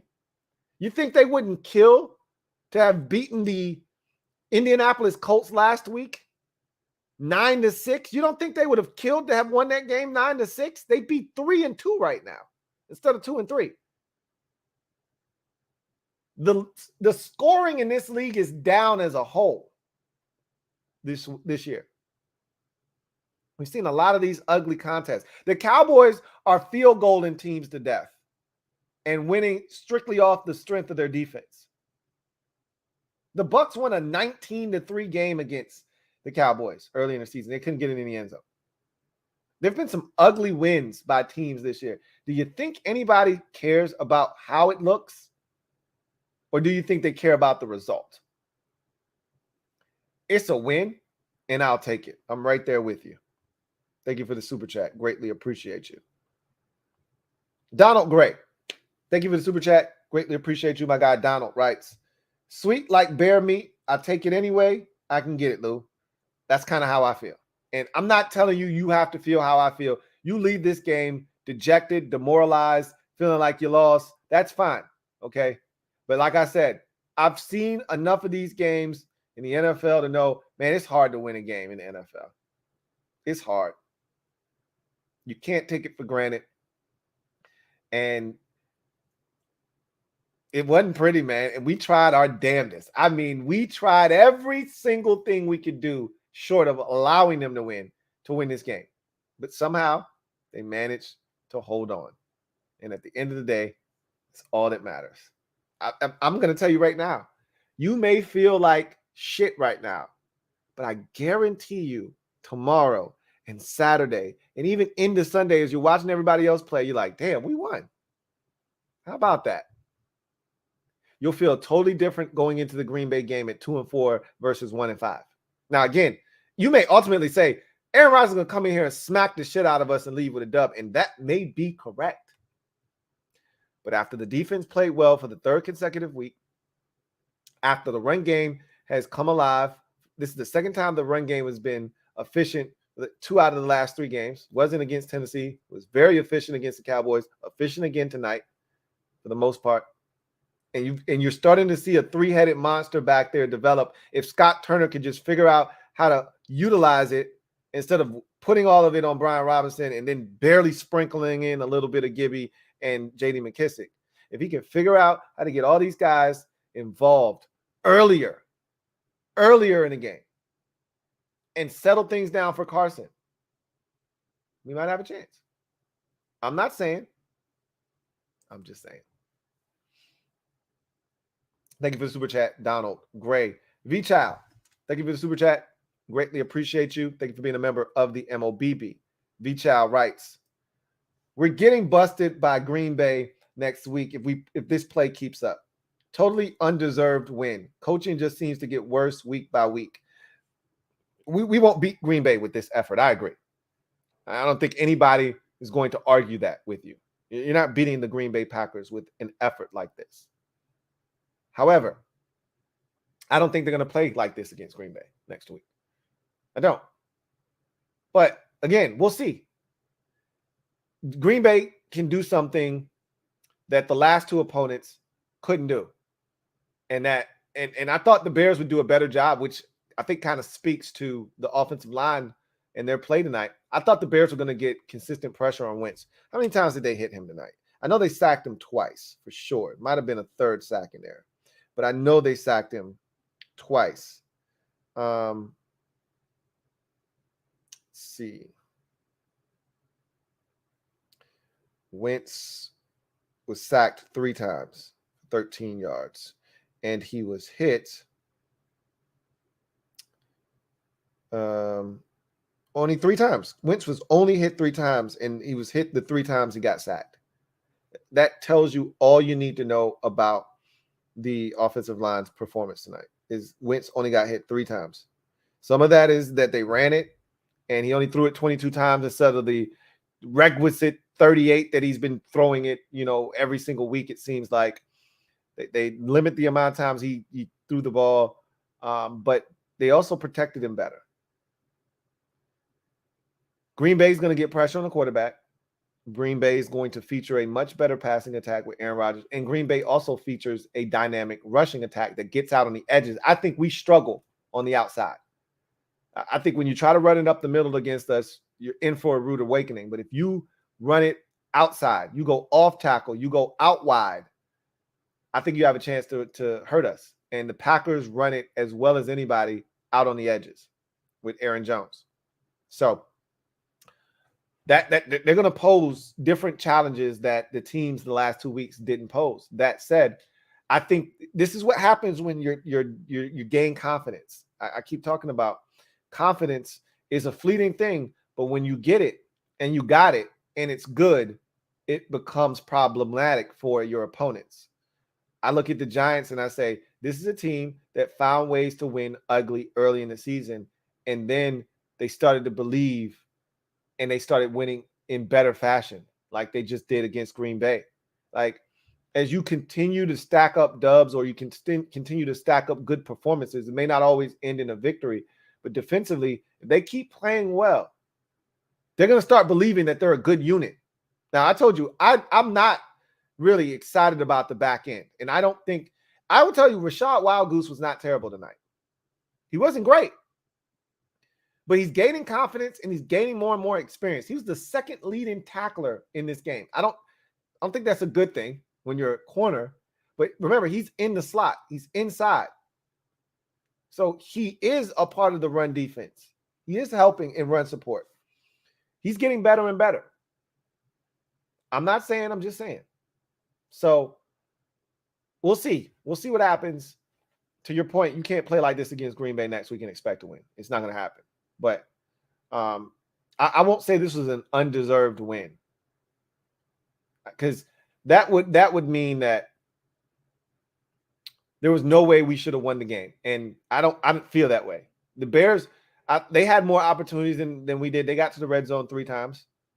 They muffed a punt that put us in, literally in, scoring range and put it on a tee for us, right? Like they really lined it up for us. But you got to put yourself in a position to take advantage of opportunities. And that's what we did. But the coaching, I won't say it got worse this week. It's just not up to our standards. Rob, thank you for the super chat. Greatly appreciate you. Thank you for being a member of the MOBB, who writes, Lou, what is up with this offense? That is such a convoluted question. That is a loaded question. We could sit here and talk about this offense for hours. But I'll just say this. It's still a lot of moving parts. You're 6 weeks now into this offense having a quarterback in his first year in this offense, playing with his 7th offensive line combination.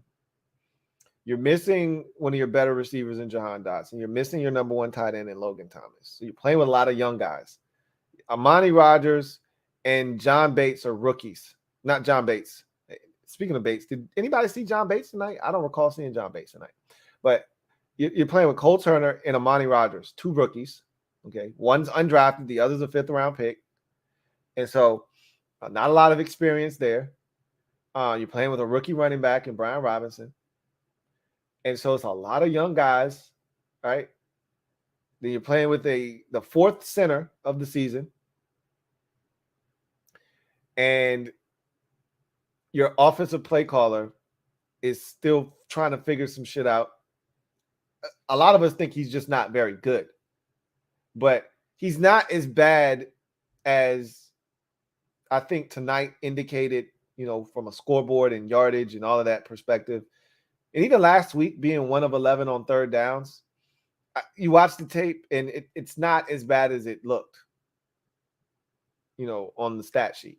So I'm still hopeful that somewhere deep down inside, that Jacksonville, offense is still in there with some explosiveness and the ability to run the football. I'm hoping that they can meld what we did in the past game against Jacksonville, where we were converting third downs, in the second half of Detroit, when we were converting third downs and getting chunk plays. I want to see them meld that with what we were able to do running the football against Dallas, specifically on first downs, what we did on the ground tonight, and the explosive plays we got against Tennessee. I want to see them blend all three of those things together. You do that, and we got ourselves a semblance of an offense. With this defense playing the way that it is, we got a chance. Joey Sly got to get his ass in gear because we're going to need him to make kicks. But moving forward, just got to see if they can put it together. One thing that they have to do is they got to stay healthy up front. You can't have any more line shifts. You get Sam Cosmi back here shortly, and you just need this group to be able to play together and just see if we can't build something up front. There's a lot of moving parts. Kalen Meekins, thank you for the super chat. Greatly appreciate you. Who writes, announcers are still saying it. Sell the team. Hashtag embarrassed. Look, this is the thing. Al Michaels can remember when the Washington franchise, which was once the Washington Redskins, he can remember when this was a storied franchise, full of pride and full of history and winning, and we're among the class of the NFL. He can remember that. He's seen what this fan base and what this organization has gone through. He knows that the root cause of this is Daniel Snyder. First of all, did you guys see Dan? Dan is going through a midlife crisis. What is going on with his hair? What the hell is he wearing these days? He looked like he's dyed his hair. His hair doesn't look like it's done. Somebody said he looked like he just woke up. It did. Right? He's got all kinds of shit going on his face, different colors, like he's dyed it, then it's gray, then it's white, then it's, brown, like he tried to dye it. I don't know what the hell he's got going on, but he's going through a midlife crisis right now. Dan looks like he's pacing up and down his house, thinking somebody's trying to get him put out of the league, like he's losing his mind.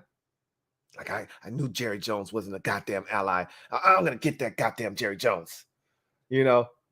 Like he's not sleeping a wink, obsessing about losing the team. He looks like shit. Al Michaels has seen this organization at its best, and he's seen it at its worst. And he understands what the common denominator is with the struggles of this organization for the last 2.5 decades. It's that guy up in the press box up there, the owner's box or whatever, the suite. Got another super chat. Alex Kurtz, thank you for the super chat. Greatly appreciate you.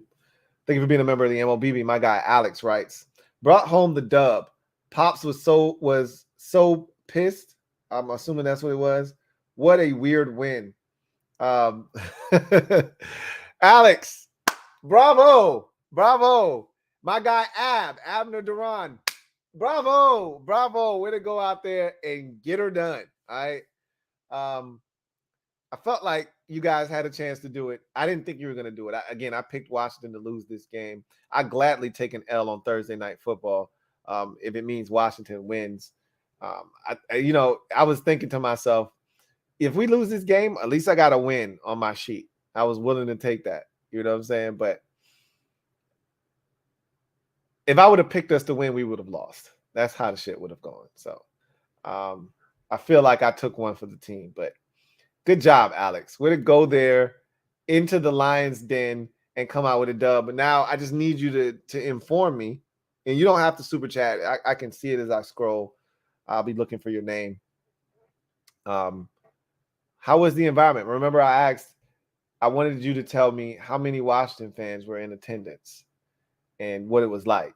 I saw when they panned around the stadium, I saw nothing but Bears fans. You know, I think it was one time I saw a couple of Washington fans there, but it wasn't a ton. You know, they were definitely immersed in Bears fans, which I thought it was going to be the case.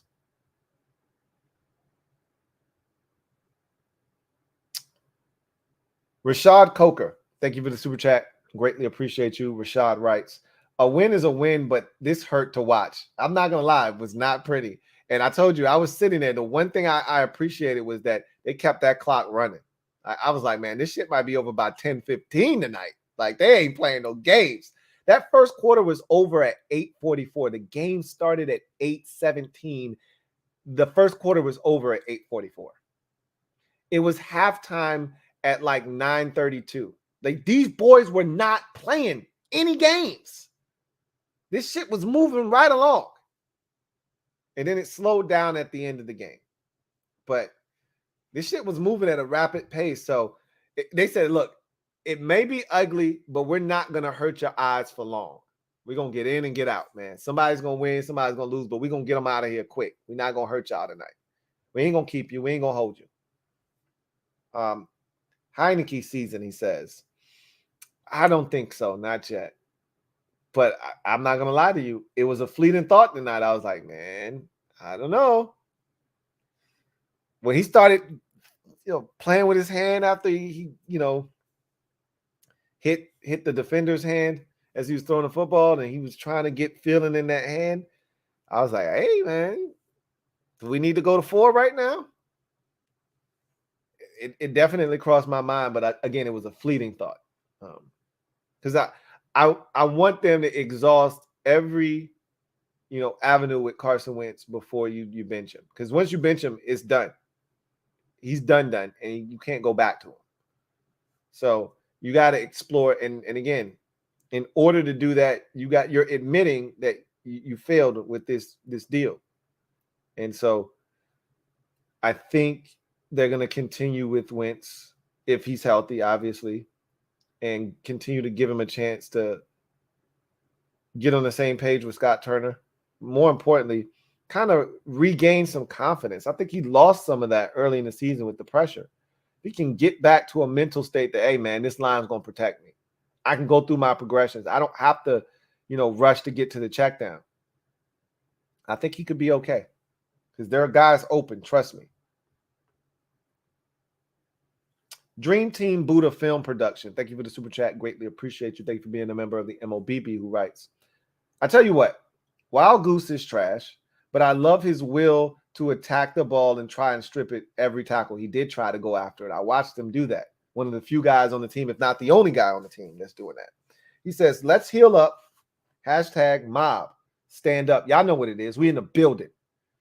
I'm not on the Wild Goose train right now, but it was better. He was better. Derek B, thank you for the super chat. Greatly appreciate you. Double up. Thank you for doubling up. Double up. On my BP meds. He says Prime wants a refund. I'm gonna tell you right now, man. I don't know if anybody else is having issues with Amazon Prime on these Thursday night. Every single week, my shit cuts off at some point, and I got to restart it. Maybe it's just me.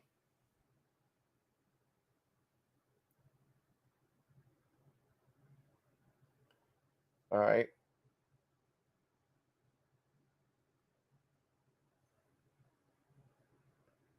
I see y'all saying that Ron was pissed off in the interview. He should be. He should be. They had every chance to win this game and win it comfortably, and we made this shit a lot harder than it had to be. But they got it done. You can be pissed off, but you do it with a win. But you shouldn't be satisfied by this. And I've said this already. A lot of you are upset, and you have every right to be upset. But understand it's a win, right? But you should not be satisfied by what you saw tonight. And if you're Ron, you should not be satisfied. That's why I said I don't want to see a 1 minute and 1 second clip of Ron talking about, hey, you guys, you fought tonight.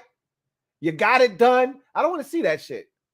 He should be pissed off at the performance tonight because, as I mentioned, this shit is not sustainable. You do this against Green Bay. You do this against Indianapolis. You do this against Minnesota. You do this against Philadelphia. You will lose every single one of those games. And you will look up and this team will be 2-8. And he knows that. So he damn right he should be pissed off. Major Enlightenment. Thank you for the super chat. Greatly appreciate you. Thank you for being a member of the MOBB. Major Enlightenment writes, I was wondering what's up with the 2 penalties for too many men on the field. And then the one time we took with only 10 players on the field. We legit have so much to work on and to clean up with this team. You're not lying. That's where, and so many of you have talked about the coaching. That's where coaching comes into play. When you got Justin Fields, and you know what's crazy? The cameraman got faked out. Everybody got faked out. We didn't even see the deep ball they gave up to Dante Pettis. We didn't see, Fields took a hit on that. We didn't see none of that shit. They were so busy trying to show you a replay, and they caught us trying to sub in personnel, and he hurry up and got to the line of scrimmage and snapped the ball. They better not do that shit next week. Aaron Rodgers is the king of getting a free play. They better not do that shit next week when they gave up the touchdown. You got 12 men twice, as you mentioned. You got 10 men once. With the game on the line, you got 10. And Cole Holcomb and another defender were trying to call timeout. They didn't get it fast enough. You got 10 dudes on the field in the most crucial juncture of the game. You got 10 guys on the field. Are you kidding me? Imagine if we would have lost the game on that snap with 10 dudes. Do you know the running joke that would have been?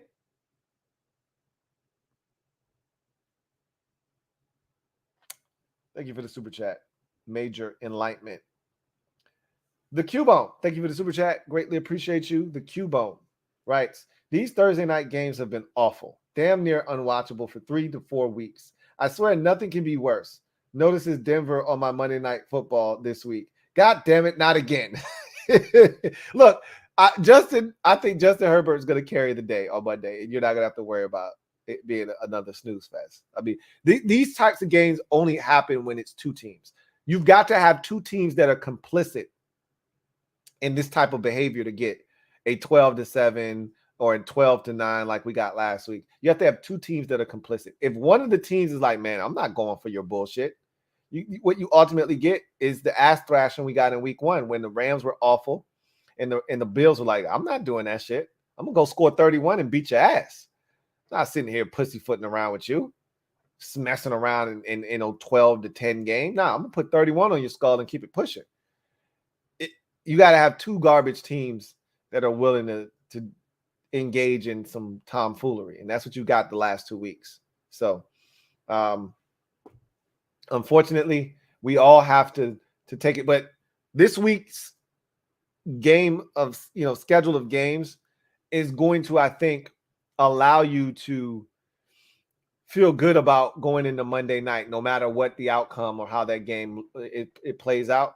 You're going to get a dandy on Sunday night between the Eagles and the Cowboys. You get Giants and Ravens. That should be fun. You get Bills and Chiefs. Everybody's looking forward to that.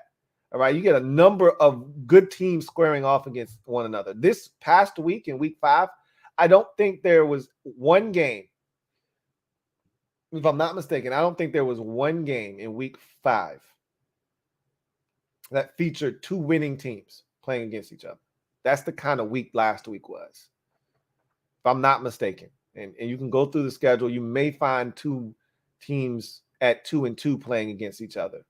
But you didn't. I don't think last week you went into a game with 2 winning record teams squaring off. I feel pretty confident in making that assessment. This week, you're getting, I think, 4 or 5 games with teams with winning records. Green Bay and the Jets, both teams are 3-2. Again, you laugh at the Jets all you want. They're 3-2. Giants and Ravens, right? 2 teams with winning records. Bills, Chiefs, 2 teams with winning records. Cowboys, Eagles, 2 teams with winning records. So you're getting some really good football games this weekend. I can't wait to watch. I want to see what's going to happen. So prepare yourself for Monday night. It could get ugly, but I think the Chargers are going to hold up their end of the bargain. So I think it's going to allow that game to be a lot better than you think. Miss Perry, thank you for the super chat. Greatly appreciate you. Thank you for being a member of the MOBB, who writes, check your DM for the early supers. Okay, will do. Thank you for the heads up. And I will do exactly that. So,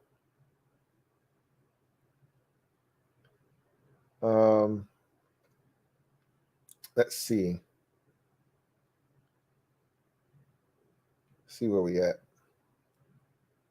Well, she took a bunch of screenshots. So let's see. All right. So I didn't read this one. I know that. So Timothy Teeler, thank you for the super chat. Greatly appreciate you. My guy Timothy Teeler writes, a coaching change has to happen a freaking SAP or ASA freaking P. It's not going to happen, Timothy. As much as you and a lot of people would love to see it, it's not going to happen.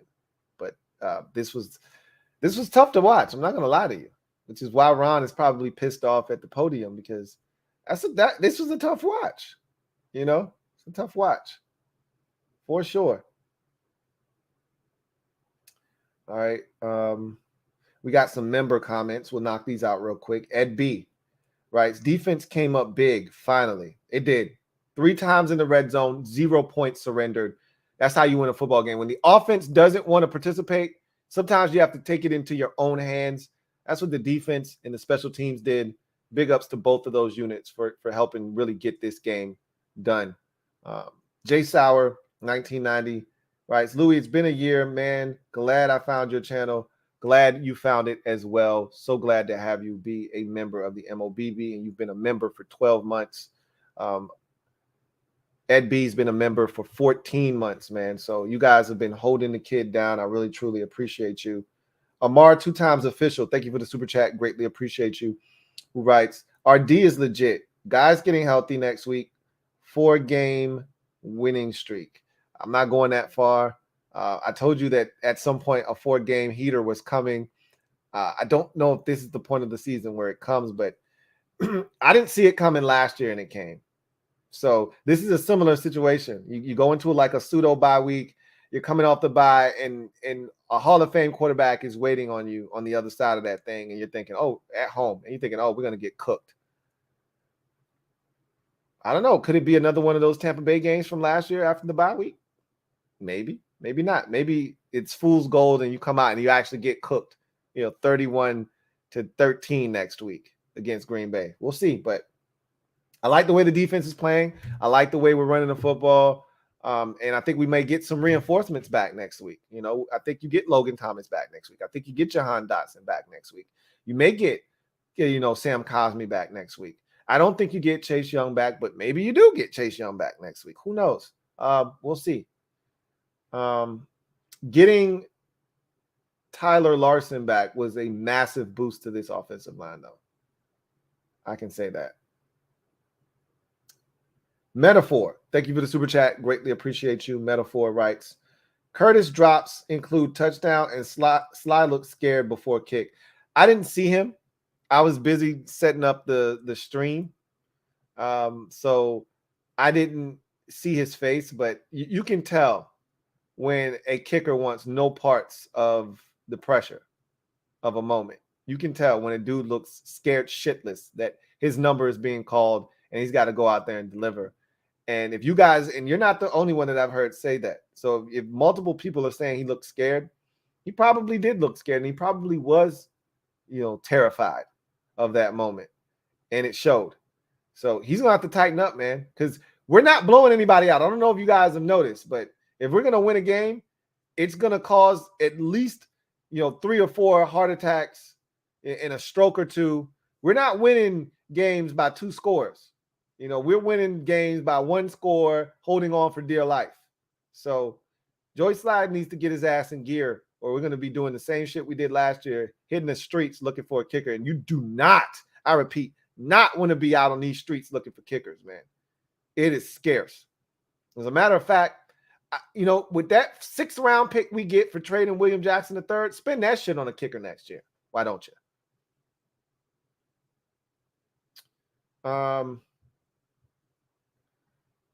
Trevor Patch, thank you for the super chat. Greatly appreciate you. My guy Trev writes, Mob, still mad we didn't trade up for Fields? ? I don't know who wanted Fields. I don't remember talking to very many fans. There were maybe, a few of them, but I don't remember talking to very many fans that was interested in Justin Fields. It was only a small, fraction of the group that was like, yo, we should get Justin Fields. I don't really think there were a lot of fans that were interested in Justin Fields. So I don't feel that way. Fred in Odenton, thank you for the super chat. Greatly appreciate you. Fred in Odenton, thank you once again for the super chat. Got any greats?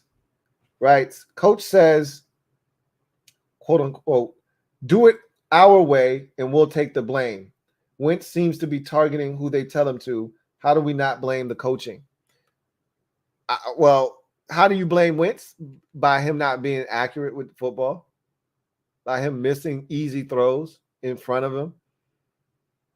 There were several misses where you go, dude, what are you doing? But to your point, and thank you for being a member for 14 months of the MOBB. To your point, you got to put some of that on the coaching staff, a lot of it. But Wentz has to be better. I can't stress that enough.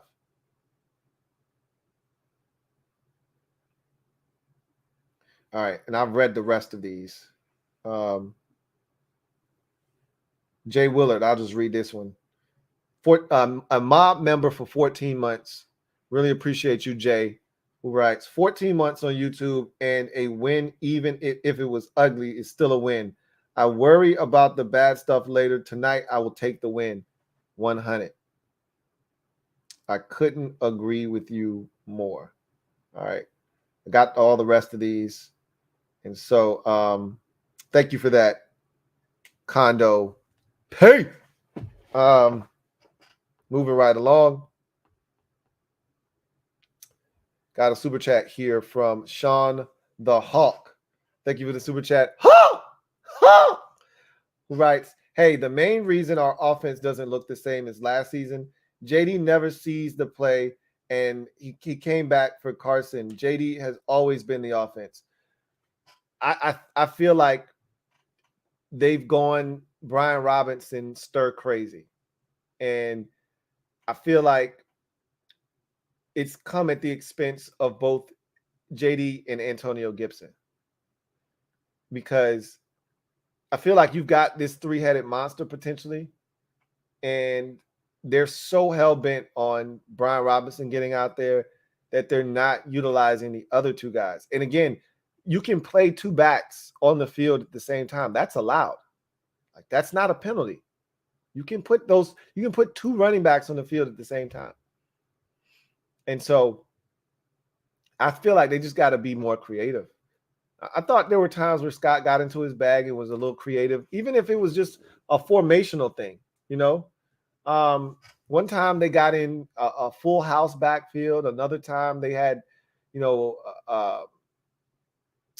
almost like a diamond formation. Like they did some different things tonight. But all in all, I want to see them be better at distributing the rock, getting guys involved, and early too. Like I've said this already. I've said this so many times. If I were a play caller, you don't have to worry. And they made you could tell they made a concerted effort to get Terry involved early in this game. Bravo. Like, why do we have to beg you to do that shit? And it was simple stuff. It was a wide receiver screen. It was a slant. It was a jet sweep. Like, get Terry the ball. Get him involved early and often. Do the same thing with Curtis Samuel. Do the same thing with Antonio Gibson. Do the same thing with J.D. McKissick. Do the same thing with Jahan Dotson. Get your players involved early. Get them a touch.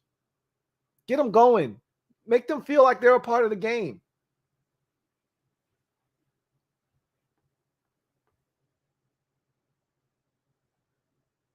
Ain't no half Stephen. Thank you for the super chat. Greatly appreciate you. Ain't no half Stephen writes. Scott thinks Samuel we have in the red zone is Debo. I would love it if they did more things going north instead of east and west. That's my biggest gripe is anytime, we do anything, it seems like we're doing shit east and west and not north. I was so excited when I saw the slant that we ran to Terry because we don't run slants, and it's easy money a lot of the time. Slants are easy money, and the good teams in the league, they don't pass up. Eat free or easy money. If you handing out free lunch, I'm trying to eat. I ain't got to pay for that. We don't throw seam balls. We threw one to Cole Turner early in the game, and then then Carson threw a dime to Curtis Samuel and he dropped it. I'm like, why don't we run seam balls more often? The seam is open, especially against cover 2, which is what the Bears primarily play. I want to see them attack vertically up the field. Stop this horizontal shit. Everything Scott Turner does, we running mesh concepts underneath. Guy running across the field. Can we get some shit going vertically? Can we get it in a guy's hand going up the field and not standing still or running sideways? When we hand it to Curtis Samuel, can he not be going sideways? Can he be going forward?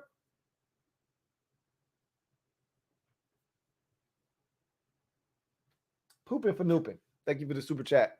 Greatly appreciate you. Pooping for Noopin writes, don't know about you, but I was pissed we didn't challenge the Mooney catch and get better ball placement to allow a kneel and minimize potential F-ups that could have happened on the sneak. Challenge had no risk. So, to your point, you're spot on, 110%. There's one thing that you're forgetting there.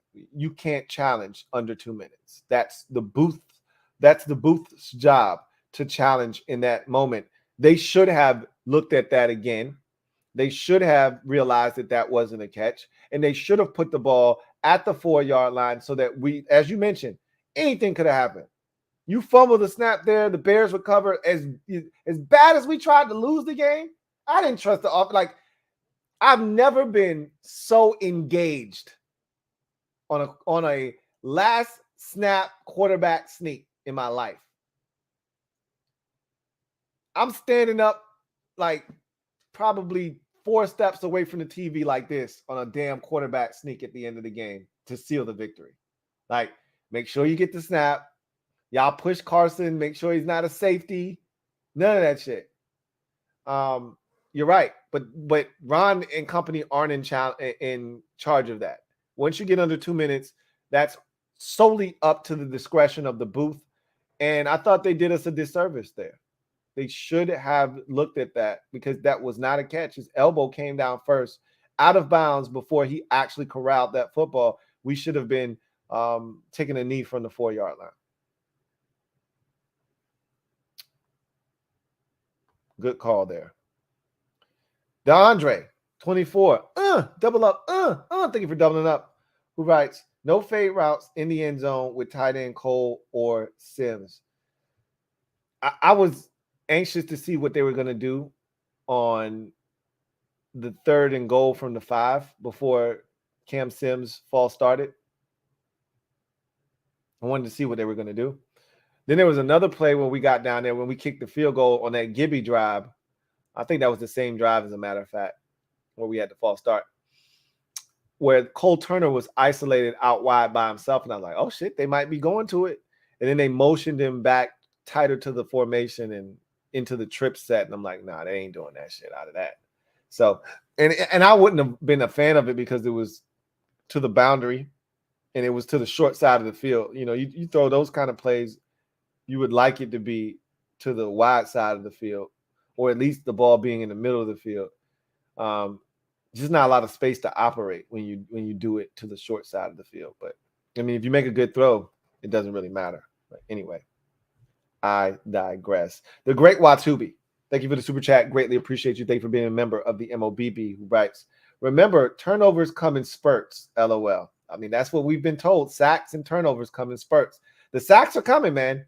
5 last week, 5 again this week. So they're starting to rev it up, right? How many did they get on Cooper Rush? Feel like they got like 3 on Cooper Rush. Maybe it was only 1 or 2 in the game against the Cowboys. But I'm interested now. They got to Cooper Rush once. Hit him 4 times. Got to him 1 time. So the sacks are coming in bunches. They say turnovers come. They come in spurts in bunches. That's 2. In one game, we tripled our turnover output tonight. From 1 to 3. Woo! Here we come. Here we come. Dream Team Buddha Film Production. Double up. Thank you for doubling up. Greatly appreciate you who writes. Smash that like button, everyone. It's 1,556 watching. It was when you wrote the comment. It's now just a shade under 1,100, but the premise remains the same. Hit the like button. All right. Only 300 likes, over 1,000 of you out there. We should be able to get it up to 500, honestly speaking. But I'm happy that it's at 3. Beggars can't be choosers. So I'll take anything I can get. I clapped Alex. Okay.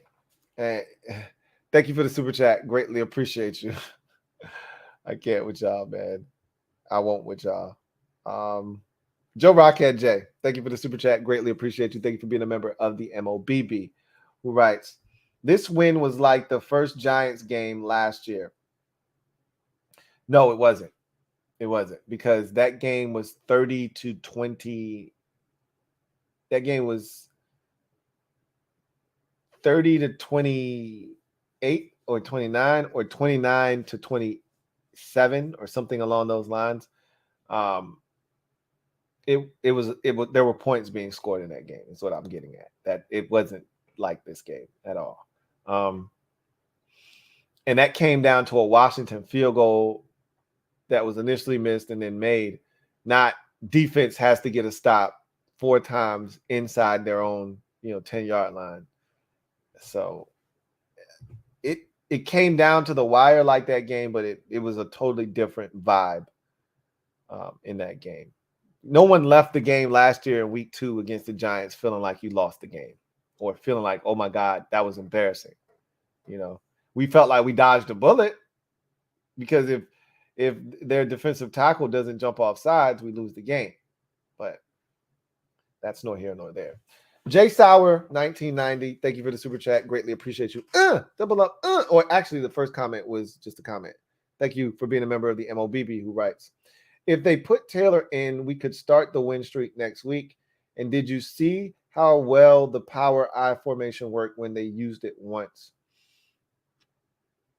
Well, the only time I recall them using it was when they gave it on the fullback dive to Brian Robinson when we were trapped in our own end zone after the 4th down stop initially. So, and it only gained like a yard or 2. It's not like it was super wildly successful. So maybe we're talking about 2 different plays. And they're not putting Taylor in. Unless Wentz is significantly injured. Like something similar happened to Dak, and then it turns out he broke his thumb. Unless something like that happens where Wentz broke his finger, the adrenaline was flowing, and so he was able to finish the game. But once you set, the blood settles, the swelling starts to take effect. Now something's wrong. He gets an X-rayed, and boom, he's broken one of his, fingers. Unless something like that transpired, you're going to see Carson Wentz. And again, for those of you clamoring for Taylor Heineke, I just caution you. Understand that be careful what you ask for. You may get it. And I'm just telling you, it's not all that it's cracked up to be. But in the same breath, I know he can run this offense. I know it'll be sharper than what we've seen the last couple of weeks, in particular this week. Last week, actually, Wentz thought he did a good job. He missed some opportunities, but, he also hit some big ones down the field. It'll be interesting to see what the situation from an injury standpoint is after this game, because Allen, Payne, Wentz, Forrest all got injured in this game. And I want to see what the status for those guys are next week. Hopefully nothing serious happened to any of those guys in this game. Red Wings 01. Thank you for the super chat. Greatly appreciate you. Thank you for being a member of the MOBB, who writes, this game aged me 10 years. Still fighting down the bile. Did nothing to change my opinion of the staff. We beat a bad team on a total fluke. I don't disagree with most of the statement. This game did nothing to change my opinion of the staff either. And we did beat a bad team. I don't think it was a fluke. I just think it was two bad teams playing, and the one bad team that made the least amount of mistakes beat the other bad team that did make mistakes. That happens every week in the NFL. I don't think it's a fluke. We see it every single week. Two bad teams square off, and the one team that doesn't beat itself wins the game. That's the name of the game a lot of weeks. Even with good teams playing, the team that makes the least amount of mistakes wins the game. And that's why I was crying before the game. Just don't turn it over. If Chicago beats us without us helping them, then you tip your cap and say you got us. But don't help them beat us. We're already bad as it is. We don't need to help the opposition beat us. And the Bears could say the exact same thing, and unfortunately, they helped us beat them.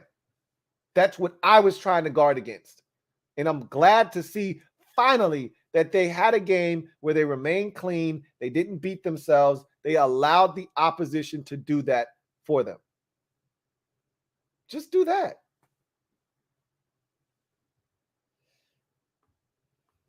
Alex, thank you for the super chat. Greatly appreciate you. My guy Alex writes, only 10 wins left. Y'all got this. Hey, can't get to 12 without 2, right? Can't get to 3 without 2. Can't get to 4 without 3. One at a time. The goal each week is to go 1-0. So we're 1-0 this week. That's all you can ask for, right? That's all you can ask for. Let's see.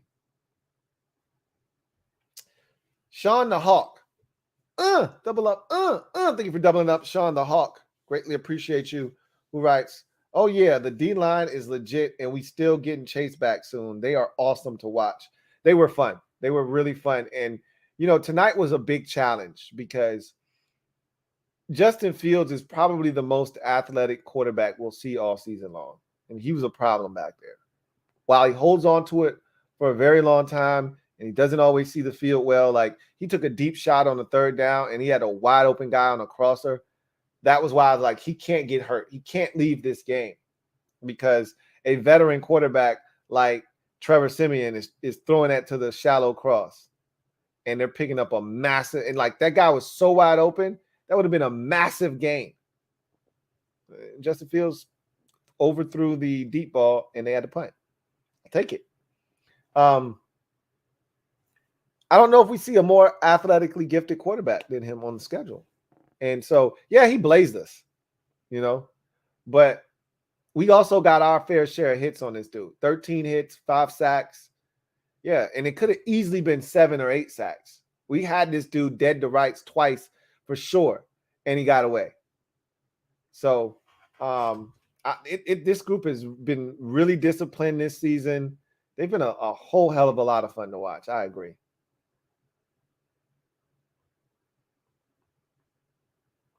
Marcus B. Thank you for the super chat. Greatly appreciate you. Marcus B writes, I see 5-12 or 6-11. This offense trash, defense is okay.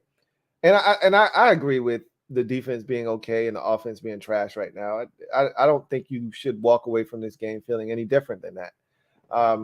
The 5-12, 6-11, that's reasonable. That's very reasonable to have that kind of expectation after seeing what you've seen in the first 6 weeks of the season from this team. That's not unreasonable. I don't think they're going to be either one of those records, but that's not unreasonable. Because as I've mentioned, and I know you don't want to hear this, but this is a known fact, and there is a large enough sample size to support this. Ron Rivera coached teams get better as the year goes on. Period. End of discussion. You can go all the way back to his Carolina days. You've seen it in Washington over the first 2 seasons. We start ridiculously slow, and then we catch fire, and we get hot, and we play quality ball, and we win football games.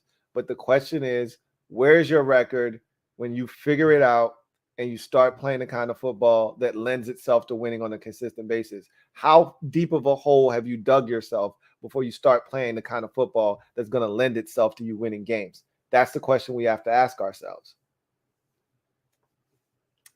I don't see 5-12 or 6-11, but after tonight's game, you can easily say that this offense is trash and the defense is okay. Defense isn't great. They're not dominant, but they came up big for us tonight, for sure. Spence Kalis, thank you for the super chat. Greatly appreciate you. Thank you for being a member of the MOBB, who writes, Lou, still out of the car? Win is a win, but 99 yards? Allen got that in one throw. When was the last time? When you put it that way, it sounds even worse. When you say Josh Allen got that in one throw, and he pretty much did a 98-yard pass, a touchdown to Gabe Davis. When you put it that way, it sounds really bad. He says, when was the last time we won a game without 100 yards plus yards passing? I don't know the answer to that. I could tell you we won the playoff game back in 2005 against Tampa Bay with Mark Brunell passing for less than 100 yards, but I'm pretty sure we've probably done it again since then. It's not often, though, but yeah, that's true. Josh Allen pretty much had his whole entire output on the very first possession of the game. I think it was 8 seconds into the game that Gabe Davis scored that 98-yard touchdown. So, yeah. Thank you for that super chat, Spence Kalis. The Cubo, thank you for the super chat. Greatly appreciate you.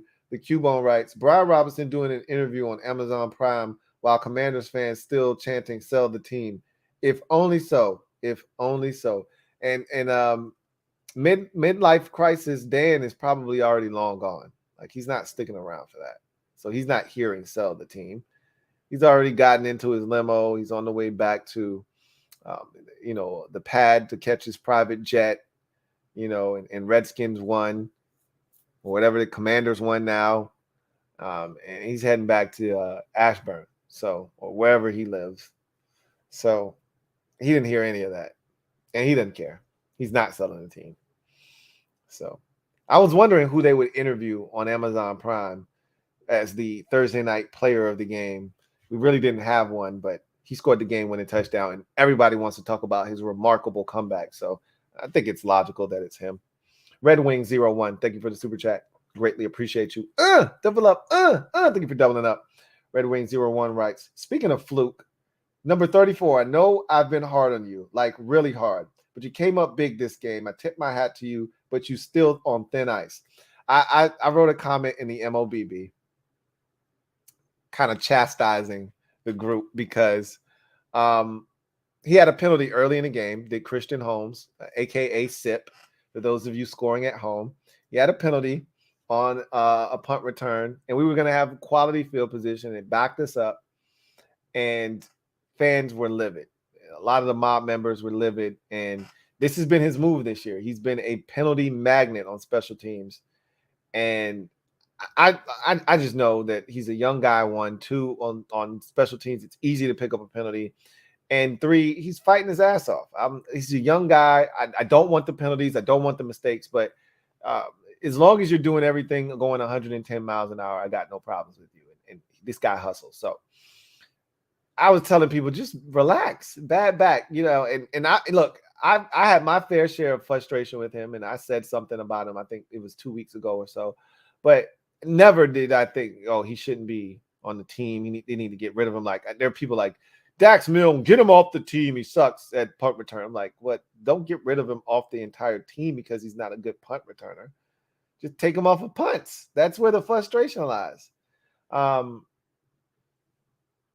Christian Holmes, it was huge on that. Because again, that ball was sitting there, but it looked like Velus Jones Jr. was going to recover that fumble. He was literally laying on the ball, and Christian Holmes came in aggressively and took that shit away from him, essentially. That's a huge play in the game. You don't get that fumble. You don't recover. If the Bears recover that fumble, you're probably going to lose this football game. Probably going to lose this game. That's a huge recovery. So, yes, Christian Holmes deserves a ton of credit. Matthew Manos, thank you for the super chat. Greatly appreciate you.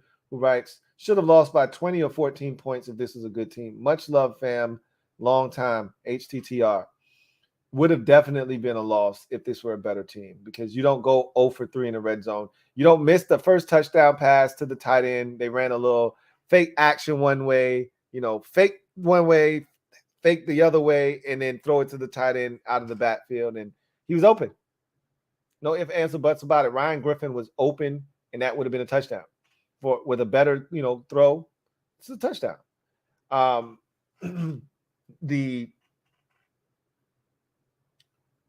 don't know if those other possessions turn out any different because, again, he threw the football off of a helmet.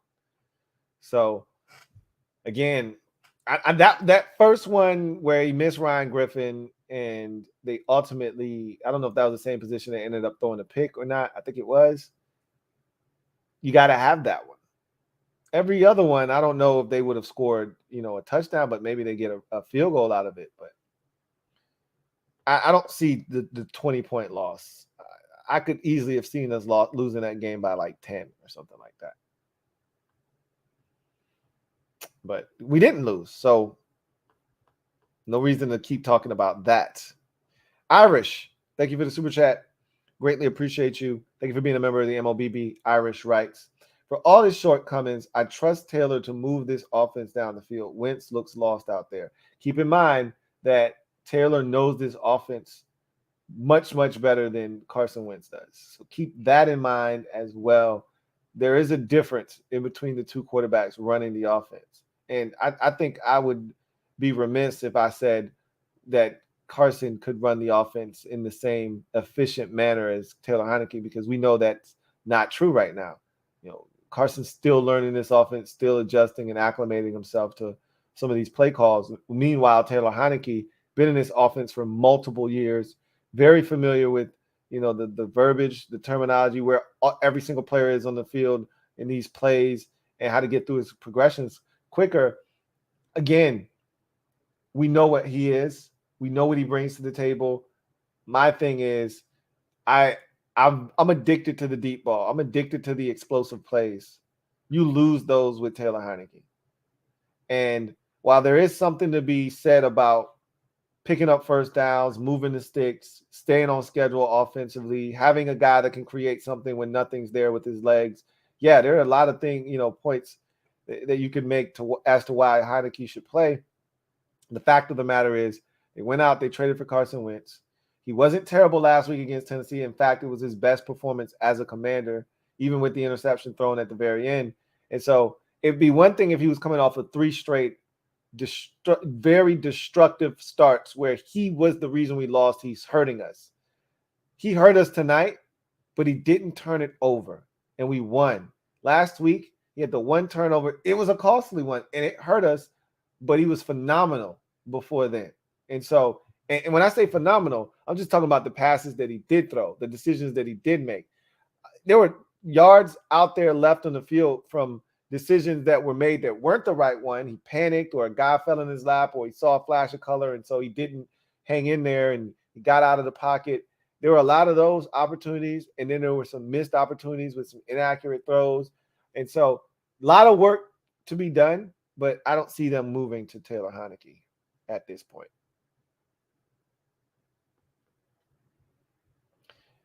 Sports with comma.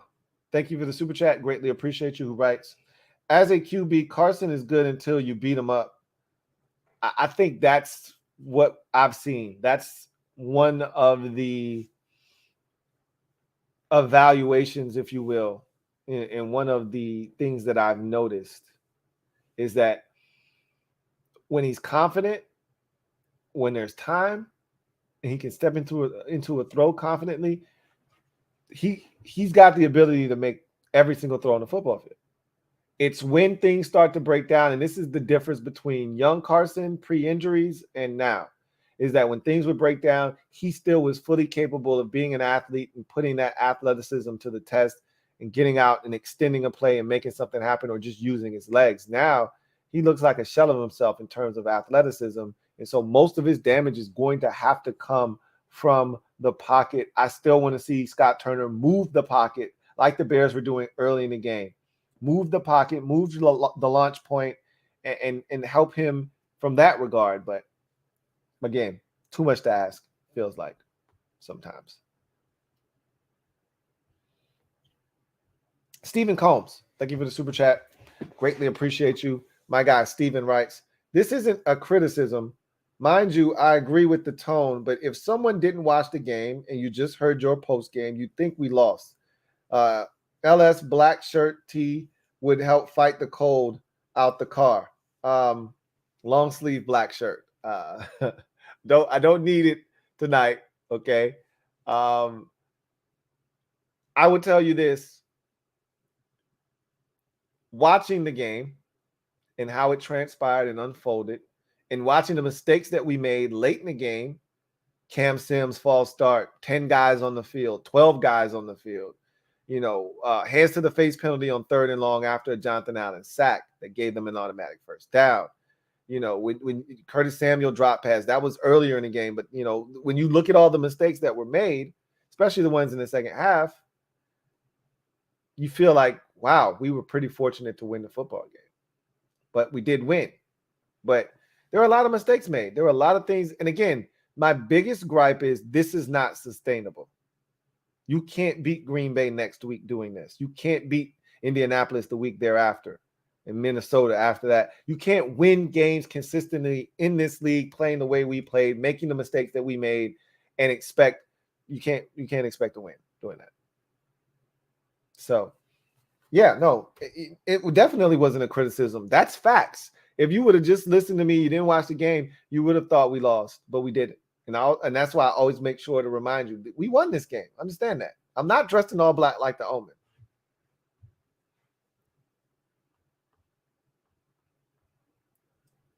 All right.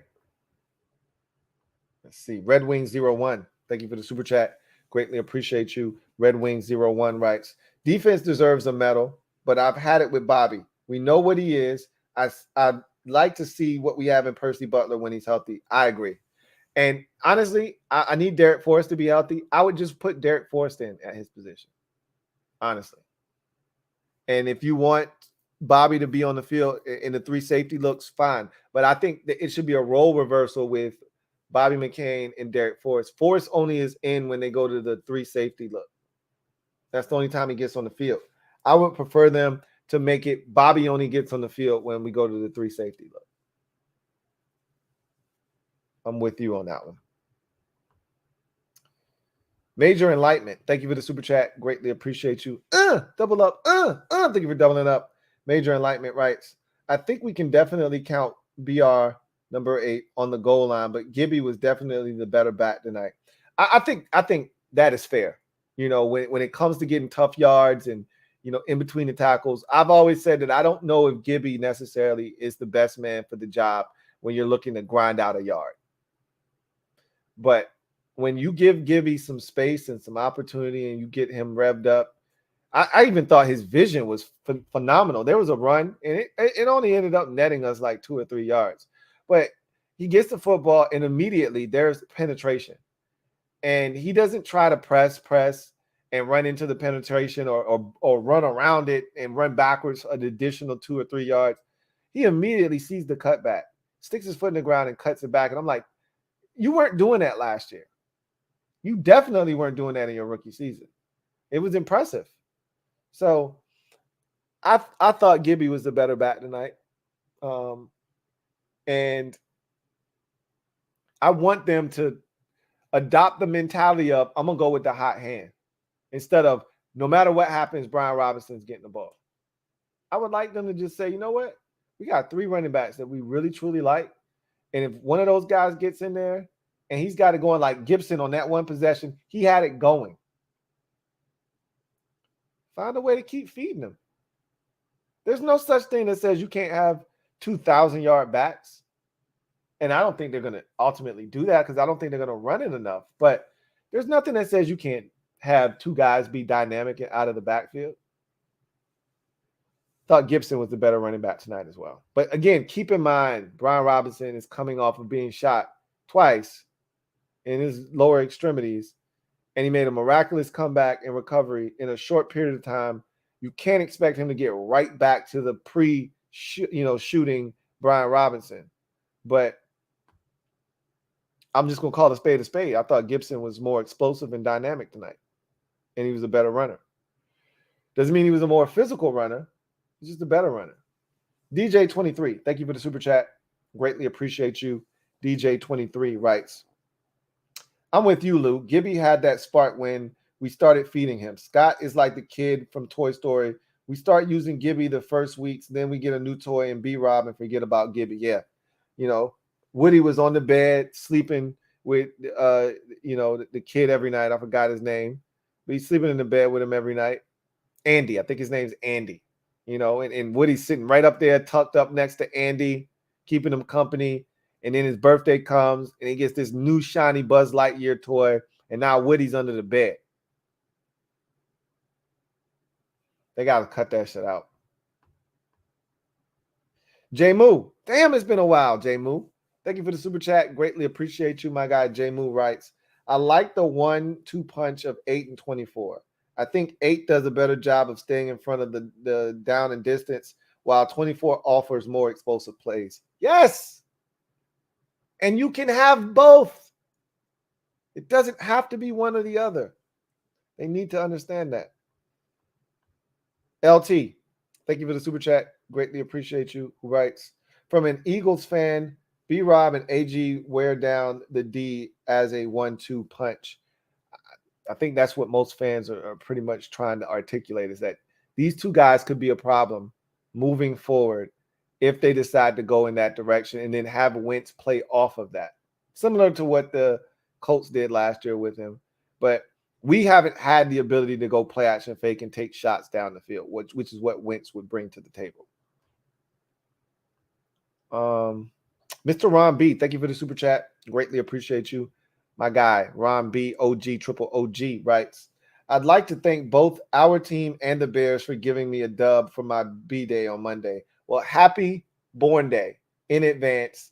We may see each other again before then, but if we don't, happy Born Day, Mr. Ron B. Everybody give Mr. Ron B some love and shower him with happy Born Day, early happy Born Day wishes for our resident triple OG, Mr. Ron B. And when you start handing out credit, don't forget the Bears.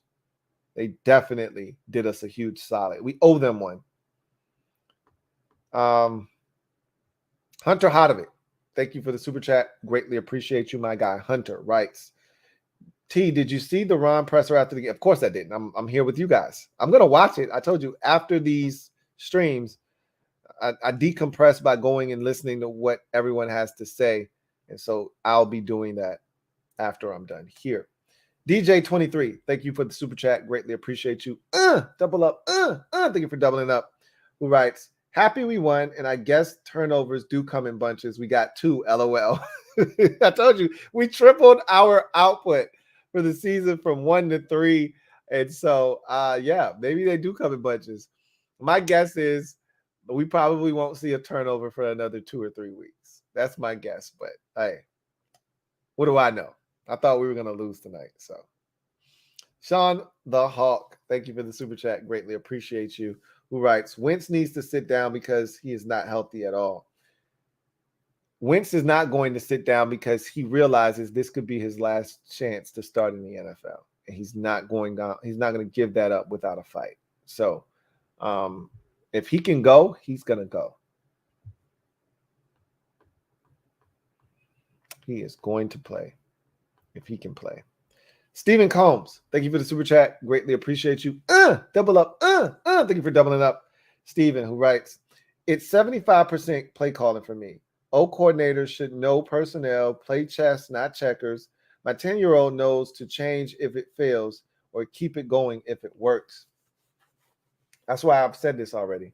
Football isn't as hard as some of these coordinators and coaches make it out to be. If you can figure out certain things, certain tendencies, if you can get an idea of what your guys are capable of, what their strengths are, what their weaknesses are, you can minimize their weaknesses, accentuate their strengths, put them in positions to succeed, understand the rhythm and flow of the game. This is what's happening right now. This is how we combat that. It's not hard, but if you're stubborn and you're stuck in your ways, you can make it hard. And I think that's what we run into with this coaching staff from time to time. Mr. Ron B, thank you for the super chat. Greatly appreciate you. Double up. Thank you for doubling up. OG, triple OG, Mr. Ron B, who writes, a win, but at what cost? Check the news. It's bad. Okay. That's not reassuring. Let's see. We'll get to it. Caps fan. Shit, you got me wanting to check my phone now. I know the 49ers won. Oh, so y'all didn't tell me Ron got upset about him not choosing Carson. You know, they asked him about the report, the ESPN report. He's probably more pissed off, not about the performance, but pissed off because they want to talk about non-football shit. He had enough of the non-football conversation over the week because he started a media firestorm. And so he was probably more animated about the line of questioning about, because remember, I talked about it today. Like, he didn't choose Carson. You know, Daniel Snyder chose Carson. So his quarterback, we learned earlier in the season, his choice was Jimmy Garoppolo, you know, after striking out on Russell Wilson, who he initially wanted. So I think that's why he got upset. Like, y'all gonna ask me about this shit after a tough, hard-fought win on the road? You gonna ask me about whether I chose Carson or not? We just got out of here with a 12 to 7. We just snapped a 4-game losing streak, and this is what you're gonna ask me? I can see him getting frustrated about that. Let's see.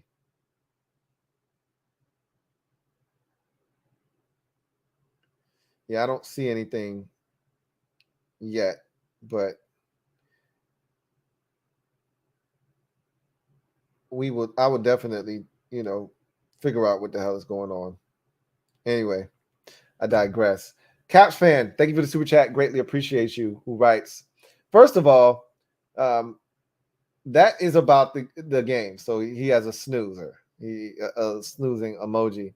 Not the time of night. How about St. Juice doing his best Ken Houston imitation? Hey, he had to do whatever it took to keep him out of the end zone. Man, I thought we lost. I'm not going to lie to you. When Darnell Mooney got in the air and got his hands on that football, I said, oh, my God. They just came back and beat us 13-2, and it would have been time left, so they would have kicked the extra point. Maybe they don't. They just came back and beat us 13-12.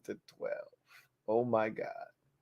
What a heartbreak. After last week's loss and how heartbreaking and gut-wrenching that was, you're going to soul crush me 2 weeks in a row? Come on, football God. That's just not right. I've done nothing to deserve this. But he spared us. Football gods spared us. They said, you went through enough today with the article on Daniel Snyder, the William Jackson III trade rumors, and Carson Wentz having a pre-game injury, right? A pre-discovered injury. You've been through enough today.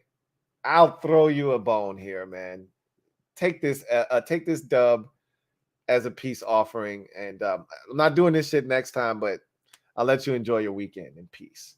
Football gods, I appreciate you. That was a hell of a play because, again, if he doesn't get involved in that play, Mooney's going to catch that football. Might have taken him 2 or 3 times, but he catches that football and he scores the touchdown.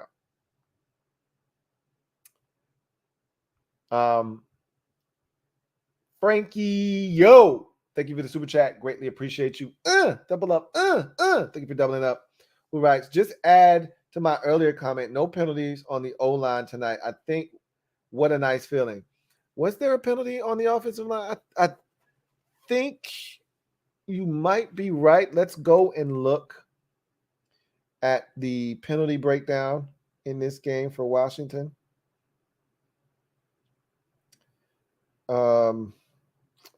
Don't think they had very many penalties. And most of them actually came, I think, via the offense, or the defense, rather, excuse me. Washington had 7 penalties for 36 yards, but 2 were 12 men on the field. 1 was Benjamin St. Juice hands to the face. 1 was Christian Holmes on special teams. That's 4.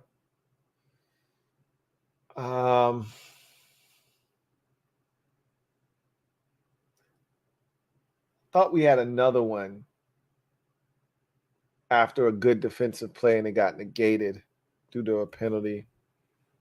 I don't recall any holdings, anything like that. You might be right. You might be right. But the penalties in general weren't egregious tonight. There was no pass interference or anything giving up 40, 50 yards on a play or anything like that. So, again, another thing you can build off of. And I've said this in the past. Rivera coach teams usually are pretty disciplined. So that's why the last couple of weeks have been somewhat disappointing. Gregory Lassiter, thank you for the super chat. Greatly appreciate you. Gregory Lassiter, thank you again for the super chat. Sean Jackson, thank you for the super chat. Greatly appreciate you. My guy, Sean Jackson, thank you once again for the super chat. Mr. Ron B, thank you for the super chat. Greatly appreciate you. Triple OG, Mr. Ron B writes, how can you call him a bust? Good try, Luck, but you got to come better than that. All right? You got to come better than that, bro. I'm locked in. And I don't even know if Luck is here or not, but too ambiguous. So I'm just going to assume it's Luck. Video channel, thank you for the super chat. Greatly appreciate you. Video channel writes, any big changes you see walking into week 7 with this mini bye? It's hard to say because I got to see the injury situation coming out of this game because a lot of guys got injured tonight. This is not like last week where we came out of the game relatively unscathed. This Thursday night game really hurt guys that needed that time. Like Jonathan Allen wasn't fully healthy from the groin, and playing on this short week really put him in a compromising situation. And so he's going to be in some trouble. We got to hope that he's able to play next week. Deron Payne sprained his ankle, but it came back in the game. But again, adrenaline is a hell of a drug. We'll see what happens when he settles down, the blood settles, and the swelling starts to take effect. How will he be, next week? Carson Wentz hit his hand, came in with a bicep injury already. And so what's the extent there? He also injured his ankle. What's the extent there? Again, Defoe, Derek Forrest, injured himself. Again, I'm hoping it's just him knocking the wind out of himself. He fell down right on his belly. And I'm hoping he just knocked the wind out of himself. But it was also an awkward landing with his arm on the guy's helmet as he's going down. I'm hoping he didn't, strain or tear a pec or anything like that. So as far as like putting Heineke in, I don't think they're making any drastic changes, non-injury related, right? If it's an injury, then obviously you have to move forward with another guy. But if it's not non-injury related, I don't see them making any massive changes to the football team at this current time. The Black Al B, thank you for the super chat. Greatly appreciate you. The Black Al B writes, what it do, Lou? It's good with you. It says, your squad tackled adversity tonight. Bravo. Had me watching while I was at work, and I'm like a fan, I'm a fan like shit. Hashtag HTTC. I will say that they did tackle adversity. I didn't think they would stand up to the challenge. And while the offense was anemic and was gross for much of the night, the defense and special teams rose to the challenge and in the occasion, and they answered the bell, because I thought the noise would be too loud from off the field heading into this game. Shockingly enough, they actually stepped up and made it happen.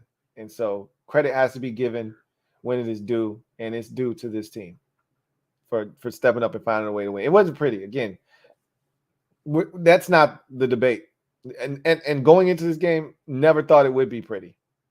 I told you on the podcast, and I doubled down on that during the prediction for the game, that I said, I don't think anybody's going to make it to 20, but the first team to make it to 20 is going to win. Now, I was expecting more than 12-7. I wasn't thinking someone would be in single digits. I did think it would be like 19-13, 16-10, 16-13, something like that. And I said it could be 20-16. I think that was my prediction for the game, 20-16. But I didn't think that there were going to be a lot of point scores. I knew it was going to be an ugly game, low scoring. The team that makes the fewest mistakes probably wins. That's what it ended up being. A little bit less points than I had imagined. The over-under for this game was 38. This is the lowest total of the week. Didn't even come close to that. So, yeah. The expectation is that it was going to be an ugly game, but I wanted to see could they stand up, and they did. Jason Rogers, thank you for the super chat. Greatly appreciate you. Jason Rogers, my guy, Uncle Jay. Double up, writes, FYI, they gave the game ball to Ronald. No BS.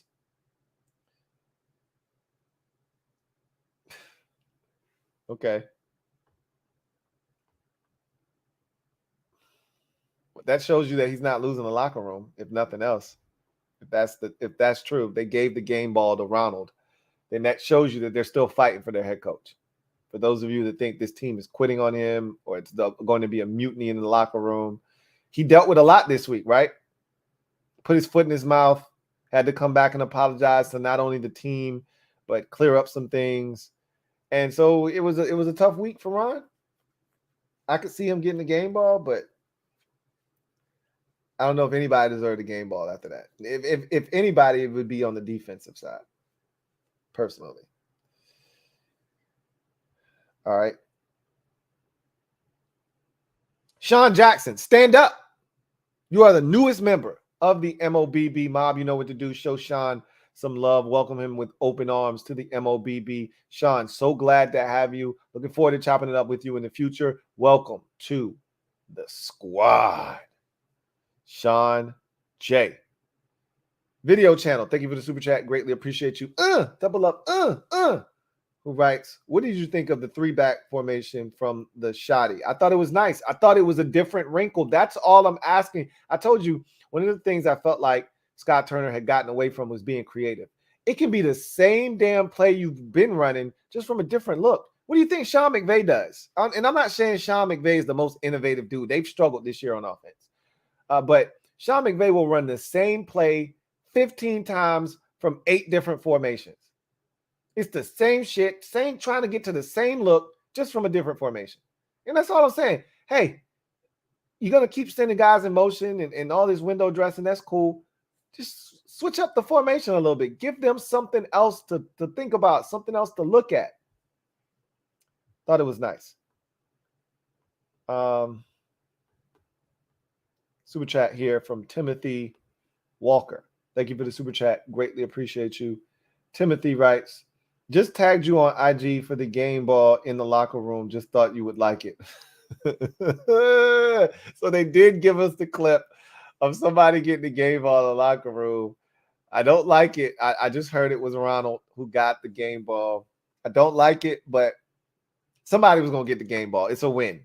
And after losing 4 in a row, they were probably excited about the win. They're not like us, and I'm not going to put myself in this conversation. They're not like y'all who are, upset, disgruntled, disappointed, feels like a loss. That's not the feeling in the locker room. They found a way to win. And that's what this league is all about, finding a way to win. Doesn't have to be pretty. It just has to be gritty and, most importantly, a dub. And that's what happened. So Let's see.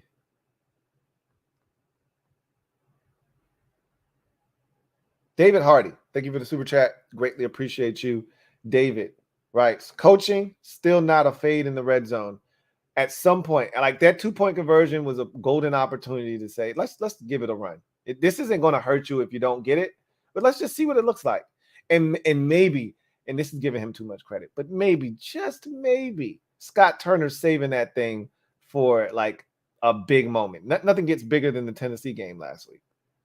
But maybe after having a chance to take a deep breath and a step back and analyze the situation, maybe he's saving that for a rainy day. Highly unlikely. Okay, I'm giving him too much credit. Way too much credit. David Hardy, thank you once again for the super chat. Greatly appreciate you. Double up. Thank you for doubling up. David Hardy writes, Carson has the most TDs, but also the most sacked. He didn't throw a touchdown tonight, so he's still at 10 touchdown passes on the season. I can't imagine that's the most, but he's definitely up there in sacks. He was sacked another, 3 times tonight? Let's check and see. I know he's up around the league lead in the amount of times he's been sacked this season. Yeah, we sacked 3 times. I don't know why I looked that up. I looked it up already. He was sacked 3 times for 13 yards, so I already knew that. So, yeah, that's got to put him either in the lead or tied for the lead, for sure. DJ23, thank you for the super chat. Greatly appreciate you. DJ23 writes, I found it funny the pregame show couldn't find nothing good to say about us. Then Fitz basically saying we're not changing our offense to help our players succeed. I mean, again, I can't tell you how to feel, but if you're a fan, you shouldn't be, after what you've endured. And it doesn't matter if you just came on board 5 years ago, you've been a fan for 10 years or 15 or more.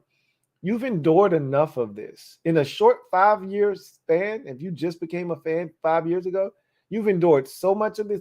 You should be immune to, talking heads and, people saying negative things about us. That comes with the territory of who we've been as an organization and what we've done on and off the field and what we continue to do on and off the field. Again, yesterday was a game day. And we were talking about everything but football. Talking about this massive expose that ESPN put out. You're talking about William Jackson III requesting a trade after being left at home and did not travel with the team to Chicago. We're talking about everything but football. And we have a game today. That was my thought process. I spent 30 minutes talking about non-football related things on a game day before I even got to the first top conversation surrounding the game. I mean, again, that tells you all you need to know. So you should be jaded by all of that stuff. It shouldn't even faze you. It should just roll right off your back. Metaphor, thank you for the super chat. Greatly appreciate you. Metaphor writes, Lou, you out the car, but your coat caught in the door. No, I'm out of the whip, man. Like, even if we turn this thing around, I got out of the whip. I didn't stay 10 toes down for my man Ronald. And I don't feel bad about the decision I made. I initially told y'all, going into the Titans game after the loss to the Cowboys, I wasn't getting out of the car until we lost to Chicago. We would have to have lost both of those games, but the manner in which we lost to Tennessee was so devastating and debilitating. You should be sitting at 500 right now. Who didn't see the path to 500 after the 1-3 start? If you could just beat a depleted Tennessee Titans roster, you could beat the Bears on Thursday night, you're back to 500. But instead we're sitting here at 2-4. It's frustrating.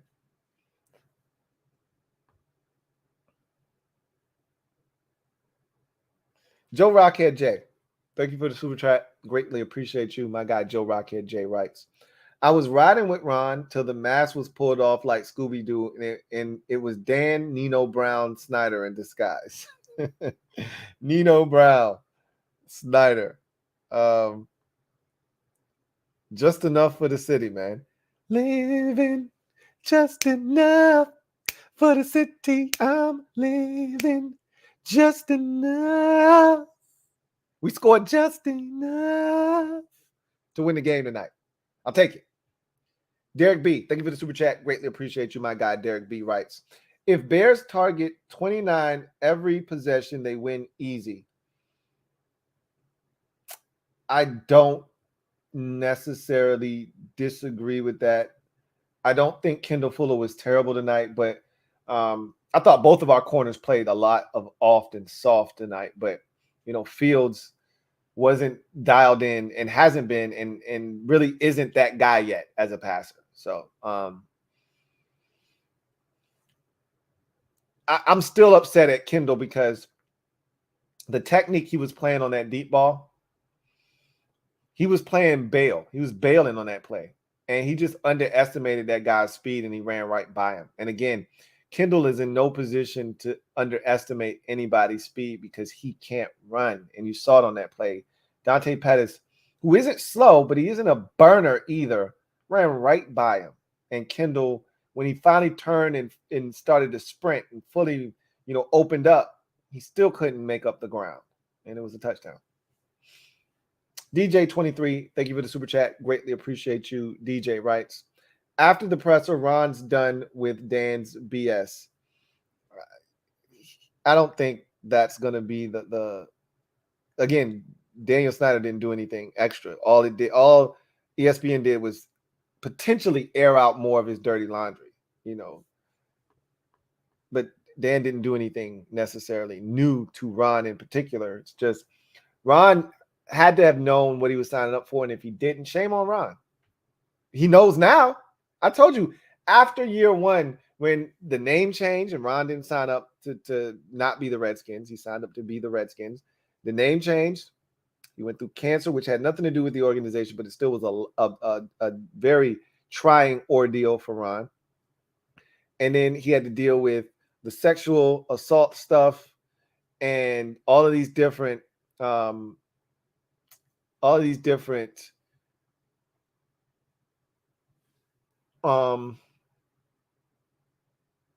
investigations. That's the word I was looking for.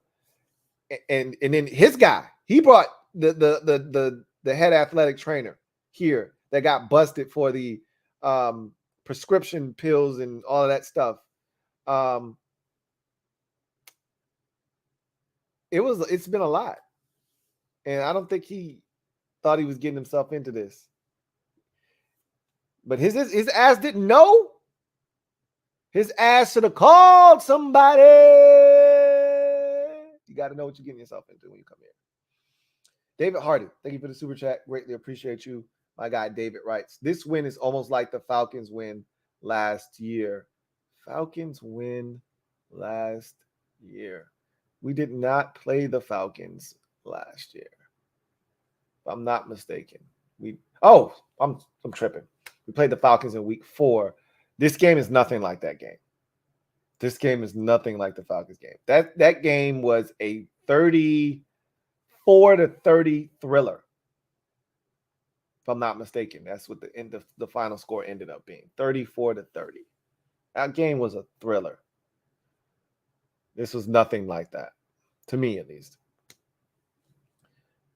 Ronald Eugene Rivera. I'm pretty sure his middle name is Edward. I don't know where this Eugene thing came from and who ran with it, because I've seen a lot of Eugene, but I'm pretty sure, and again, I could be wrong, but I feel 99.7% sure his middle name is Edward. Anyway, thank you for the super chat. Greatly appreciate you who writes. Well, the truth of the matter is this, Lou. I tried to tell the guys that we need to keep running the ball. Stick to the scheme. Do the things the way we want you to do. He says, that's the truth of the matter. It's always the truth of the matter, Ronald. Always. Jalen Richard. Thank you for the super chat. Greatly appreciate you. Jalen, thank you once again for the super chat. Ronald Eugene Rivera. Thank you for the super chat. Greatly appreciate you. Double up. Thank you for doubling up. Who writes, I see a lot of people in this chat room being so negative. Oh, you only scored 12 points. How about some positivity, huh? How about praising us, huh? How about praising us? I don't think Ron would ever say that. I don't think he would ever. He might, challenge you on negativity and things like that. I don't think he would ever say, how about praising us? I don't think he would ever outright say that. But I could see him bringing up negativity and being more positive. I could see him doing that. Jalen Richard or Richard, thank you for the super chat. Greatly appreciate you. Double up. Thank you for doubling up. Who writes, Scott doesn't open the playbook until they are down. And even then, I mean, he did it against Detroit, but we've been down a lot this season, and I really haven't felt like he's opened the playbook up. Only the Lions game in the second half. Red Wings 01. Thank you for the super chat. Greatly appreciate you. Thank you for being a member of the MOBB, who writes, I just realized that this is Carson's and the team's first game without a turnover. Yay. I told you guys that. Remember, I talked about being clean. We haven't been clean all game, all season long, and how that was one of the keys to the game. Just be clean. Don't beat yourself. Force the Bears to beat you. And if they do, you tip your cap. But don't beat yourself. And they didn't. Ronald Eugene Rivera, thank you for the super chat. Greatly appreciate you. Who writes, everyone works so hard to win. I talk to Scott all the time. Not sure he'd appreciate some of the things you guys are saying after his offense won for us. Oh, really? Scott Turner's entered the chat. Thank you for the super chat. Greatly appreciate you, Scott Turner. Thank you for being a member of the MOBB. Writes, it's not my fault. It was windy outside. That's what Joey Sly said. Josh Kirby, thank you for the super chat. Greatly appreciate you. Thank you for being a member of the MOBB, who writes, we got the win tonight. Celebrate! Nevertheless, we are all here because of you, Lou. We appreciate you more than you could ever know. I appreciate you guys all more than you can ever know. And so that is a mutual feeling, and the energy is definitely reciprocated. So thank you so much, Josh Kirby. Red Wing 01, thank you for the super chat. Greatly appreciate you. Who writes, it's the Windy City, so I cut Sly a little slack. Also, do you think Larson is enough to stabilize the line? I can't speak for the rest of the line. I think Larson is good enough to stabilize the interior of the offensive line. Now, again, I think you're still going to have some issues with Andrew Norwell. I don't think he's out of the woods yet, but I think Larson is the center position is so underrated in its importance to an offensive line and the way it functions.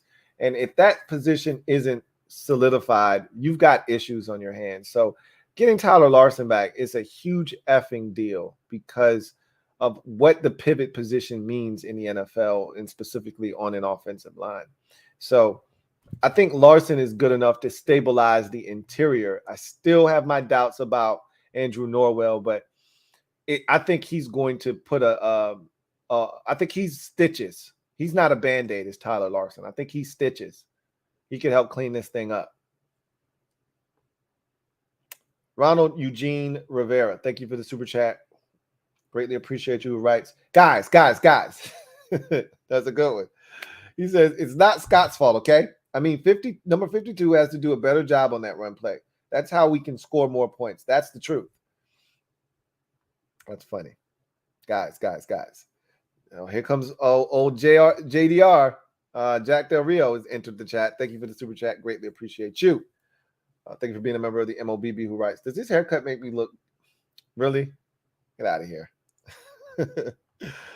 Get out of here. Easy does it. Thank you for the super chat. Greatly appreciate you. Who writes, Lou, drove from New Jersey to Chicago.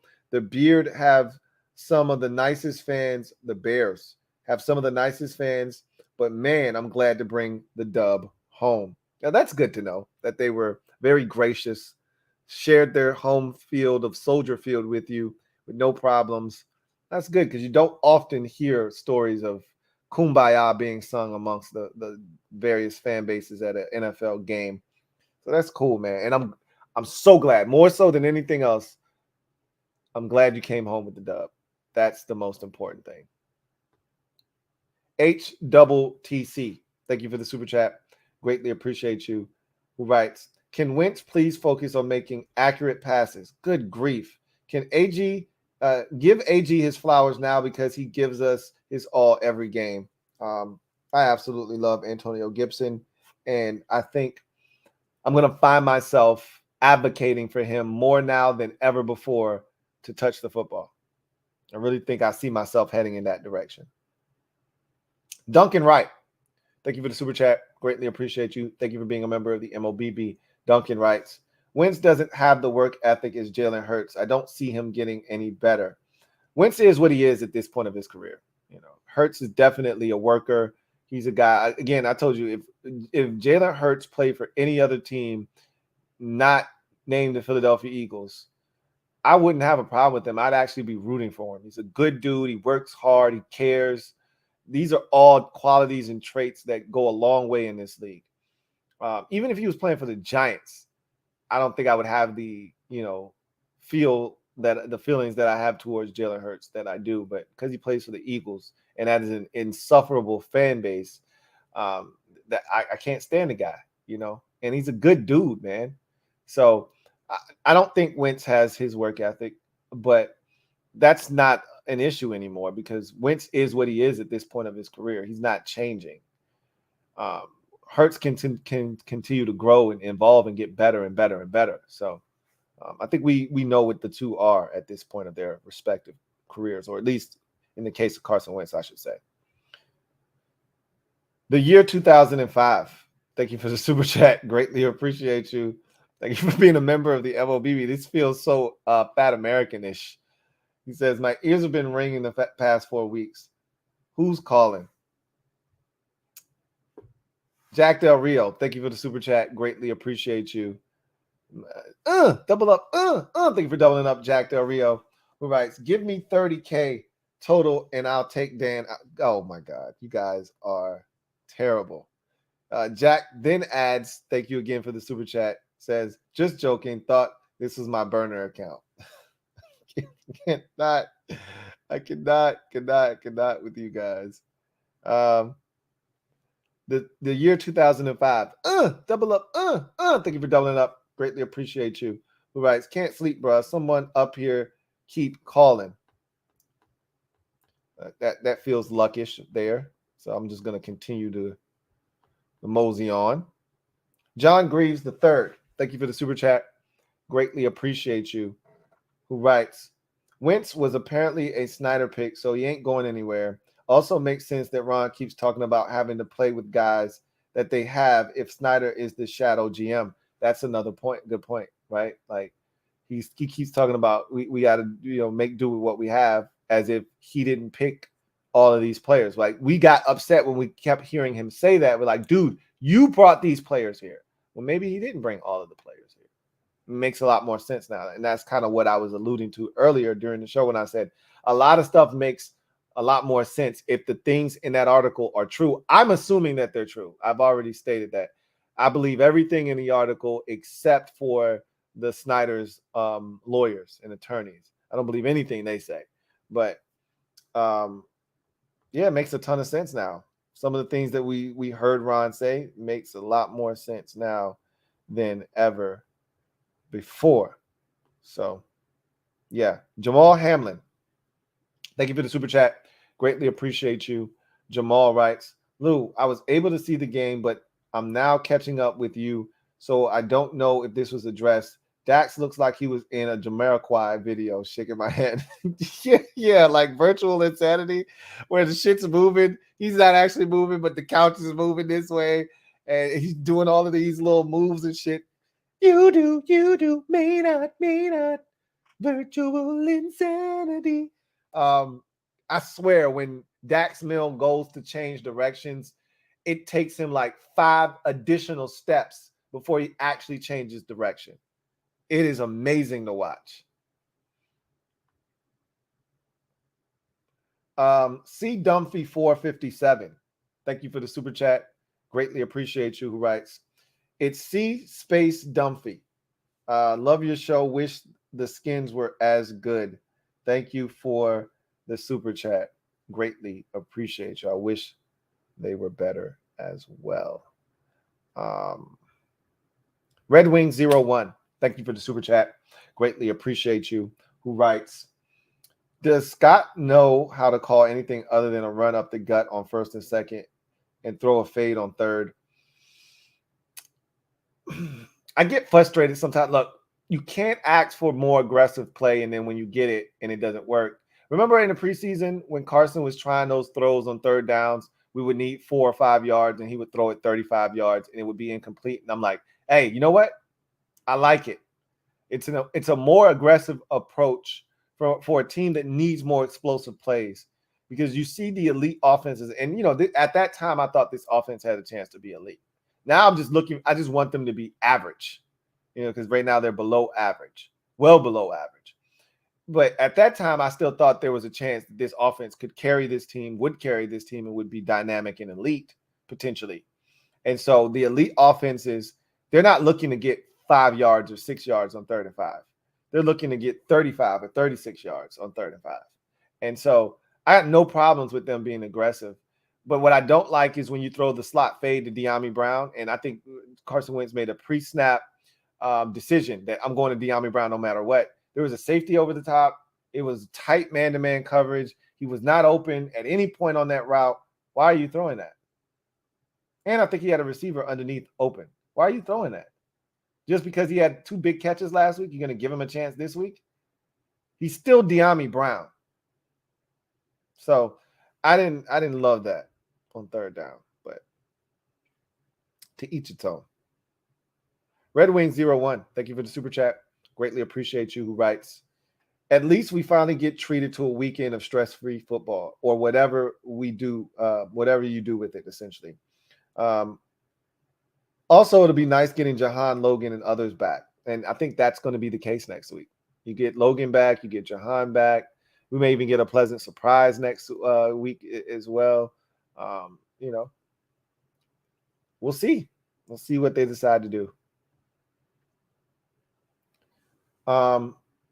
Artie the Archon. Thank you for the Archon. Thank you for the super chat. Greatly appreciate you. Who writes, I checked. Wentz 1 3rd down conversion in 2 entire games. I'm trying to think. Did they converted a 3rd down tonight, right? Because they converted 1 last week. He might not have converted it tonight. It might have been on the ground.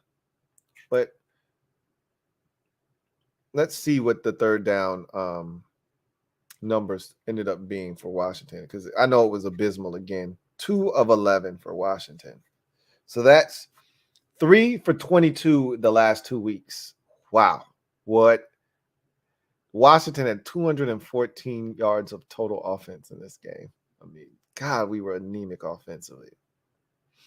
But I tell you this all the time.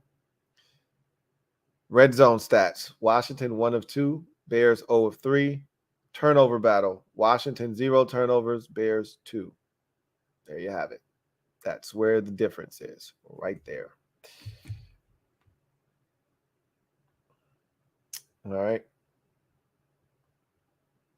Shauna Gang, thank you for the super chat. Greatly appreciate you. Shauna Gang writes, hey, Lou, so you giving up on Wentz? I'm not giving up on Wentz yet, but he's got to be better than this. He was not good tonight at all. And I know he's dealing with, if you're hurt, get out. I don't want to hear any excuses about being injured. Either you're good enough to go or you're not. You can't use that as a crutch. I know he's got the bicep strain, and, he hurt his hand tonight. I don't know the severity of that, but he got to be better, man. And he missed too many throws tonight that were – and the protection, as I mentioned, the protection was good. He got hit. He got sacked 3 times, but those were early in the game, like the first 2 possessions, and they were on blitzes. And once they cleaned that up, he really wasn't hit tonight. He's got to be better. I'm not giving up on him yet, though. I'm not giving up on him yet.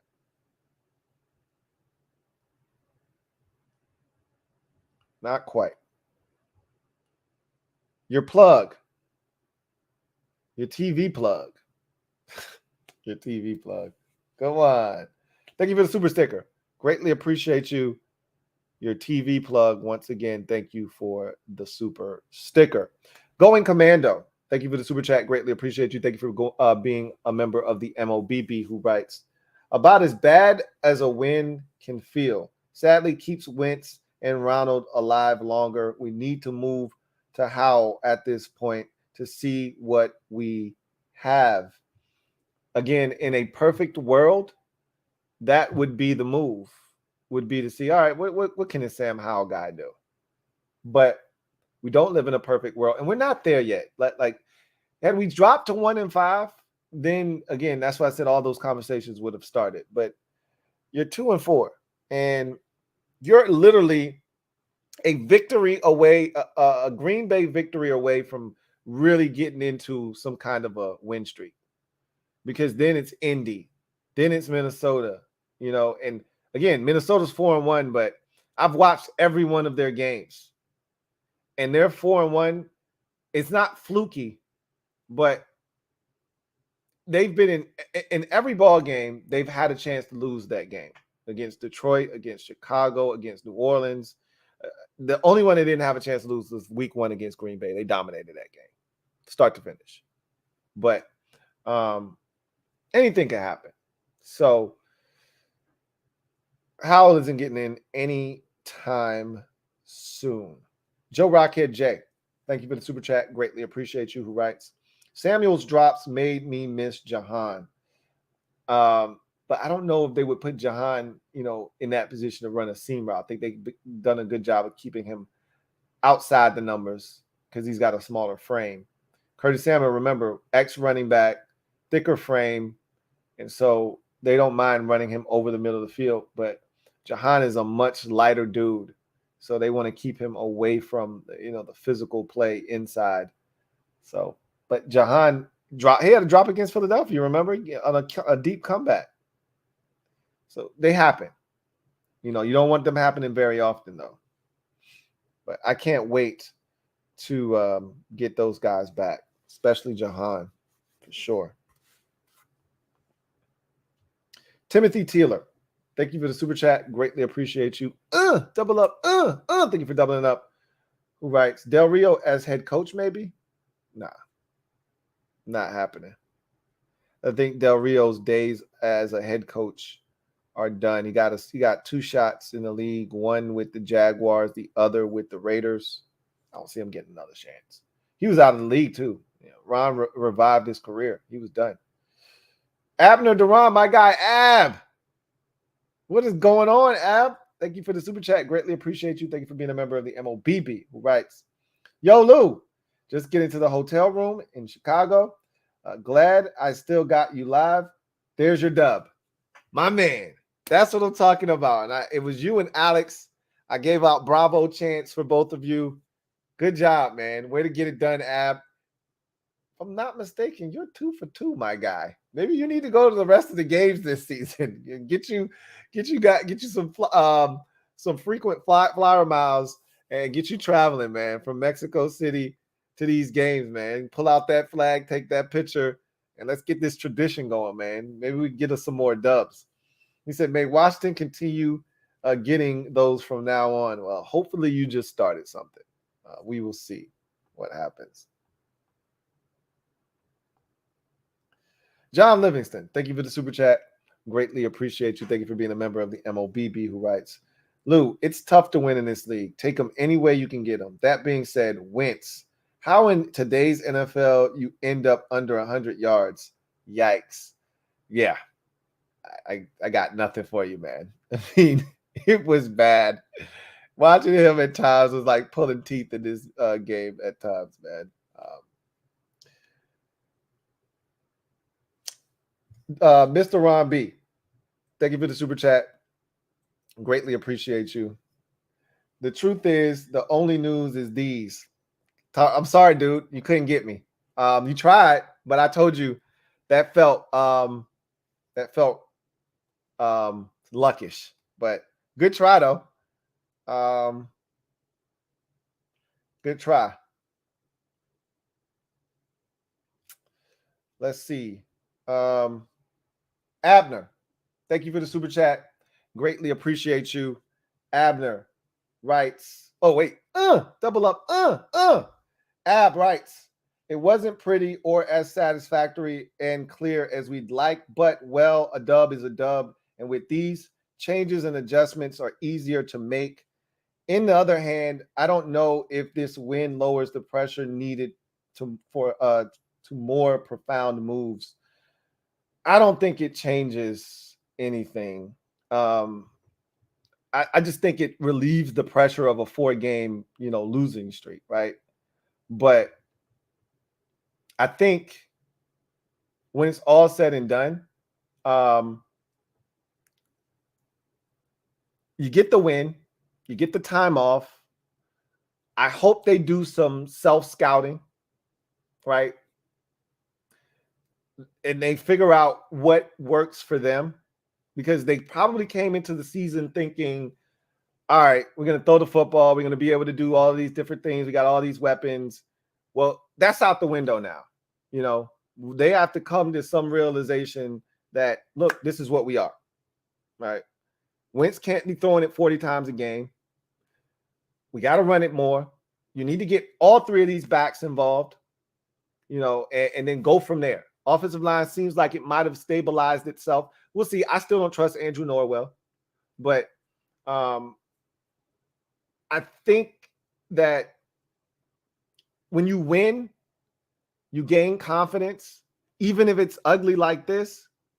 But like I said, this is not sustainable. This is not sustainable. So,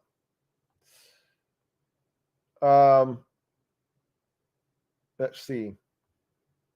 Mr. Pink, thank you for the super chat. Greatly appreciate you. Mr. Pink, stand up. You are officially the newest member of the MOBB mob. You know what to do. Show Mr. Pink some love. Welcome Mr. Pink with open arms. Looking forward to chopping it up with you, Mr. Pink. Welcome to the squad, Mr. Pink. All right. Mr. Pink writes, I was Jonathan Allen. I wish Jonathan Allen gave the game ball to Ronald. That's probably who gave him the game ball. If I had to guess, I mean, normally when they get a speech at the end of the game, it's either Terry or it's Ron or it's Jonathan Allen. So if I had to guess, I'd say it was one of those guys, and it probably would be John Allen. Hopefully he's okay. Again, he left the game multiple times, came back, played, I want to say one of the final snaps, if not the last 2 snaps, he came back and played. But again, when the adrenaline is flowing, you can get through some shit. The real test will be the next day. RCB Sports and Gaming, thank you for the super chat. Greatly appreciate you. Mr. or RCB Sports and Gaming writes, Ron went on a rant during his presser about the Snyder and Wentz thing. He was pissed. I heard about that. The question now becomes, all right, so I just had my computer go out on me real quick, and I just missed a bunch of supers. So I'm going to try to pull up my other screen. Give me a second. I'm going to try to pull up my other screen so I can see if I can salvage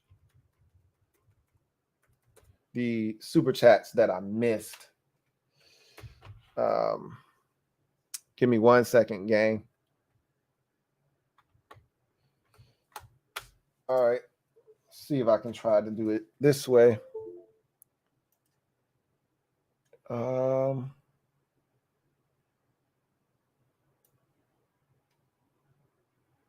Yeah. All right. I was able to get back in here. All right. So I'm going to have to do it this way.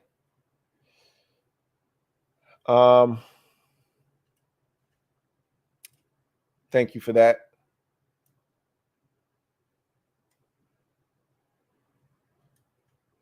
Big Money Sonny, thank you for the super chat. Greatly appreciate you. My guy, Big Money Sonny, thank you for the super chat and being a member of the MOBB, who writes, truly enjoyed today's game. Salutes to you, Lou, the mob, and last but not least, the Cherry Squad. We trashed, but we kept it moving, Lou. FYI, your last vid was fire. Thank you. I enjoyed that last video. I'm not going to lie to you. We are watching this game. You like, man, we suck. You know, we're trash. But a win's a win, man. Again, I can't stress that enough. Just find a way to get it done. That's what we did. It wasn't pretty, but it was gritty, and it was a dub.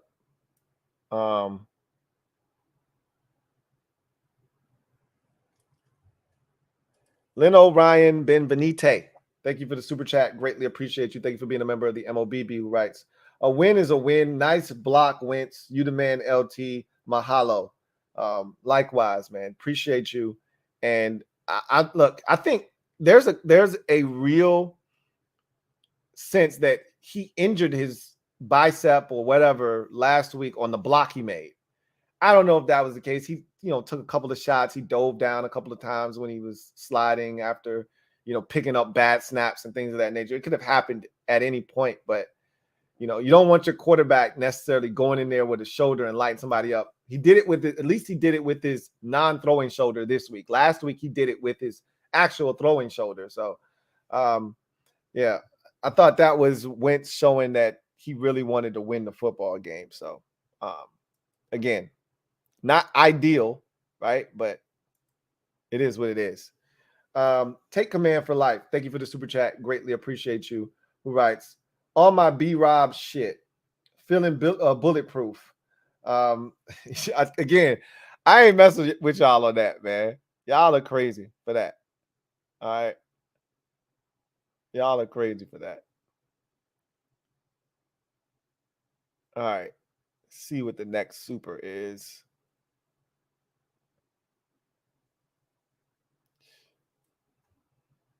Take command for life. Thank you for the super chat. Greatly appreciate you. Who writes, keep running up the likes. Y'all heard the man. I'll take this opportunity to ask you guys to hit the like button if you haven't already done so. Sub up if you haven't done that. And also hit the notification bell as well, so you don't miss any future content. Take command for life. Thank you for the super chat once again. Greatly appreciate you. Who writes, no excuses, however. Wentz was banged up. No INTs. That's the biggest thing, is just stay clean. Remember, I said that before the game. I said it last week against Tennessee, and we were literally this close to staying clean. And I think if we stay clean, we win that game last week. If he gives us the opportunity to run the football on fourth down, I think we run the ball and we win that football game. But we never got the chance. Just don't beat yourself. When you're playing teams of equal value, or in this case, I think the Bears were less value, right? Less than. Don't beat yourself. Let them beat themselves. Don't beat yourself. And we didn't do that today. We didn't beat ourselves. And that's all you can ask for. You'll find a way to win in the league sometimes when you make the least amount of mistakes. You let the other team do it. Big Money Sonny, thank you for the super chat. Greatly appreciate you, my guy. Big Money Sonny writes, Lou, real talk, did luck get you again? All I know is that these likes are more disrespectful than luck. It's free, y'all. Smash it. Not to my recollection, he didn't get me tonight. Not to my recollection. He's tried to get me tonight, but I don't think he got me tonight. Not to my knowledge. I did get a D's Nuts comment from him, acting as Mr. Ron B. I think he had said something about you're not going to like the news, something like that. And I looked at my phone. But when I looked at my phone, I saw that Ron got pissed off about the Carson Wentz conversation. So I don't take that as he got me. So again, he's lowering the bar now. He's getting desperate. I smell desperation. I didn't get got tonight. If you ask me. Abel Ambrosio, thank you for the super chat. Greatly appreciate you. Thank you for being a member of the MOBB, who writes, you know the way that we do it, Victory Friday.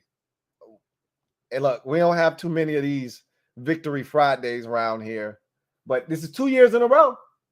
We've had a Victory Friday. We had it last year when we beat the Giants. Got it this year, beating the Bears. I'll take them any way I can get them. Victory Monday has eluded us, so we had to move to a different day on the calendar during the week. We'll take it Friday, and we'll call it that instead.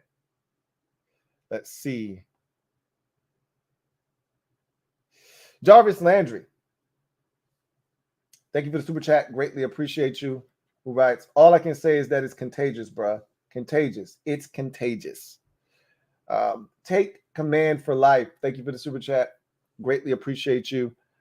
Who writes, Wentz will be better next week. Just hope he's DE or healthy. I'm gonna guess that's supposed to be healthy.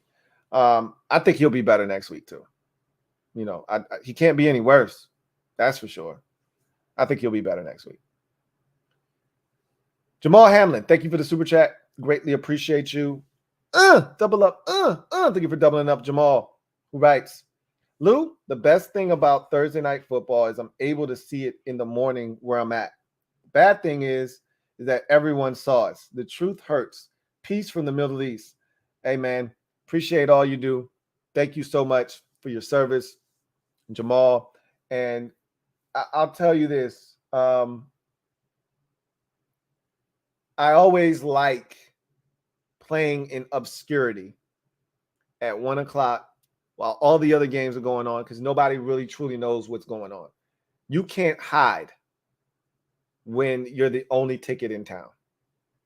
And so tonight, everybody's like, yo, Washington stinks, and they got to see it firsthand. Like, man, they really super trash. It like you said, the truth hurts, but I'm not running from the truth. You know, I'm not. While I would prefer to hide in anonymity on a Sunday at 1 o'clock on the third window on Fox with Mark Sanchez and Kevin Kubler doing the game, I also don't. We were 1-4. Like, we couldn't hide. Everybody knew we sucked. So this was just putting on a bigger stage. That's all.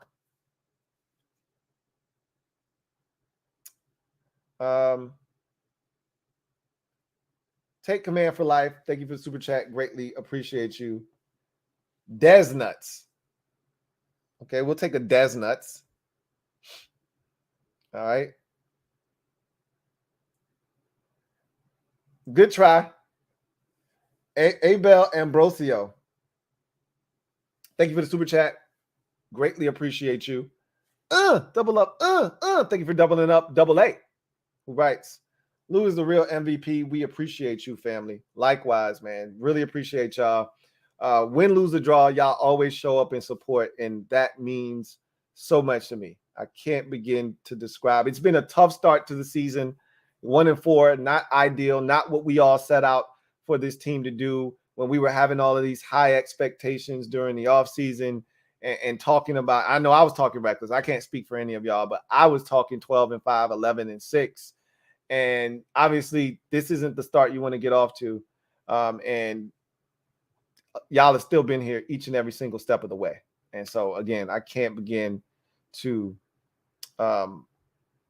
express my gratitude to you guys for all that you guys do. So thank you once again for all the support. Greatly appreciate y'all. Take command for life. Thank you for the super chat. Greatly appreciate you. Who writes, keeping everybody up with these supers.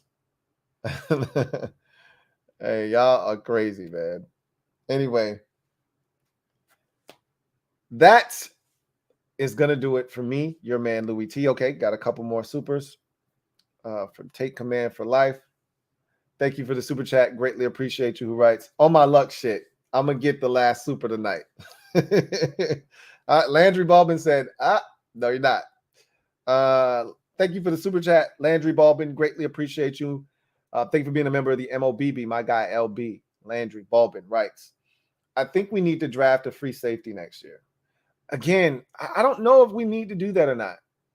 I just think they need to play Derek Forrest as the starting free safety and then see what the kid they drafted in the 4th round this year is capable of once he comes off of being injured. I think he's got a quad injury, if I'm not mistaken, right now. And so once he gets back healthy, I mean, right now he's a special teams, demon. But I think Derek Forrest can handle the duties of being a free safety. I really do. AJ Meehan, thank you for the super chat. Greatly appreciate you. Thank you for being a member of the MOBB. AJ writes, "Joined late, but any chance Chase plays next week?" I have no idea. And we saw him doing agility drills. He looks like he's getting close. They've got 3 weeks to make a decision on him. They haven't started the clock yet. I apologize for that. That's not true.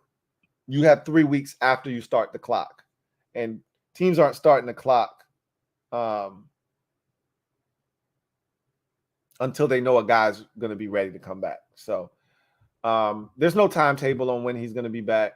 I told you my target date for him was week 9. I thought he missed the first 8 games, come back week 9. That would be a home game against Minnesota. I think when he does play, I think it'll be a home game. So I'm still circling week 9 at home versus Minnesota. It'd be great if he were back week 7 for Green Bay, but I'm not holding my breath. I think it'll be week 9 against the Minnesota Vikings. So we'll see. Take Command for Life. Thank you for the super chat. Greatly appreciate you. Who writes, "Nah, I said I'm last." I don't know if that's going to happen, bro. Clapping Packed Cheeks writes, "Thank you for the super chat. Greatly appreciate you." Who writes, "Yeah, all right." Like I said, I don't know if that's going to happen or not. Take Command for Life. Thank you for the super chat. Greatly appreciate you. Who writes, "Lou, I said I'm last, dog." Clapping Packed Cheeks. Thank you for the super chat. Greatly appreciate you. Writes, "If you're not first, you're last." Ricky Bobby. I got another one here from Take Command for Life. Thank you for the super chat. Greatly appreciate you. Another one for Take Command for Life. Thank you again for the super chat. Clapping Cheeks writes, "I'm the winner. I'm the wiener." Take Command for Life. Thank you for the super chat once again. Now Landry Baldwin is back in the mix. Thank you for the super chat. Greatly appreciate you. Double up. Thank you for doubling up. Landry Baldwin, who writes, "We can do better than McCain. Keep Defoe as that chess piece. Percy will continue developing and play special teams. I don't think Percy will be ready next year. FA has been a good surprise player." He has. I thought he would be a good depth guy, but in the absence of Chase, I've been more than pleased with what we've gotten out of F.A. Obata. And I was just looking for him to be a good guy to bring in when you're looking to spell Montez or Chase. We've gotten way more than what we bargained for when we signed him. I mean, he's come in and been almost at this point, he's invaluable because he can also, and I remember mocking Ron for talking about his ability to kick inside and play the 3-tech. He's done that and actually done it well at times this season. So, and to your point, I love Derek Forrest as that chess piece, but at the same time, we're getting hurt more because Bobby McCain isn't, capable of getting his job done at a high enough level at the safety position, free safety position. So I don't know, because maybe the reason we're not being hurt in the slot as much is because Defoe is running with these dudes. I don't know. We'll see.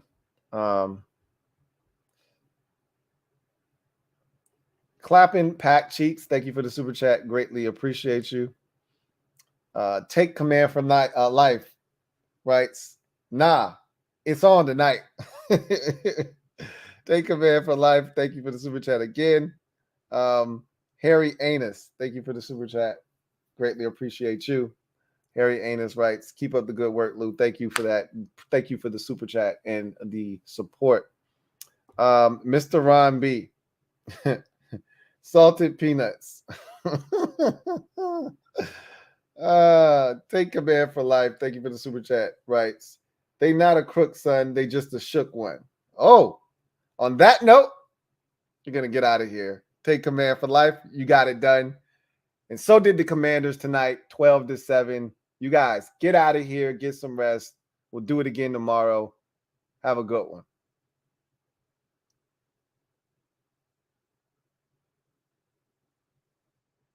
Uh-oh. I got some more super chats. Mr. Ron B, thank you for the super chat. We know it's really luck. Bend over. Take command for life. Thank you for the super chat. Greatly appreciate you. Landry Balbin, thank you for the super chat. Landry's actually coming in here with some real comments. He's not for y'all foolishness, okay?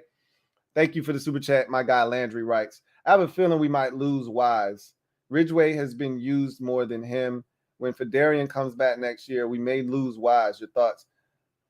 If we lose him, I mean, I'm not losing any sleep over losing him. You know, I was excited about what Wise could do. He's been really quiet since coming back from the injury he sustained in week 2 versus Detroit. And I really haven't heard much from him since he's been back. John Ridgeway has been, and I knew this kid could play when we got him from Dallas, but he's been a pleasant surprise as well.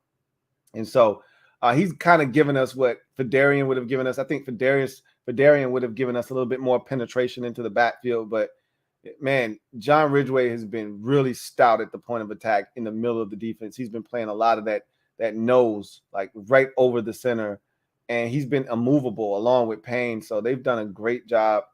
I think we've got a nice little 4-man rotation when Fedarian comes back, and I think we're going to re-sign Payne and Allen. I think you got a nice little 4-man rotation. I think defensive end is shaping up nicely now with James Smith-Williams, Casey Toohill. You got FA now. You're going to get Chase and Montez. I think you got a nice little rotation there. I think this D-line is about to be legit, man. Like, when everybody comes back, we fully healthy. I mean, even this year, even without Fedarian, I think we're going to have a nice little group. You know, it's going to be fun to watch.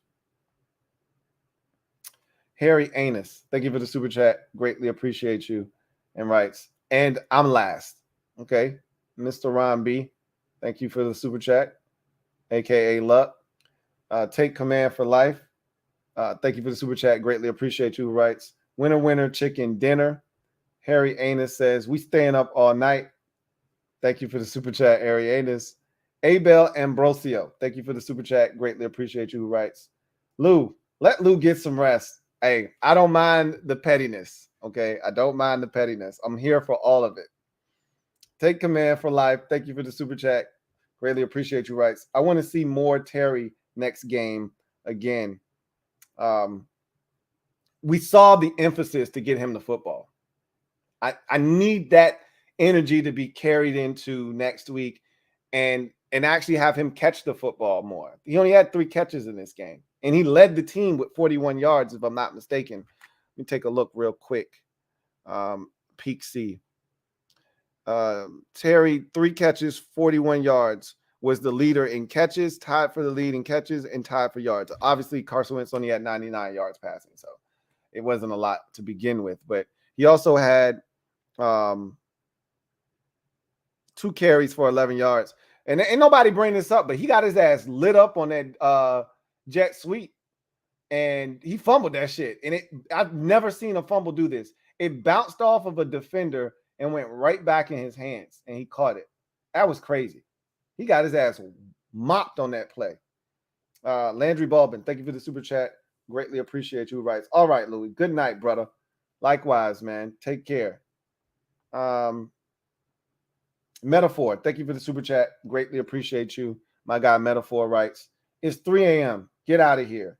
And it's Eugene, by the way. Is it Eugene? Is it really Eugene?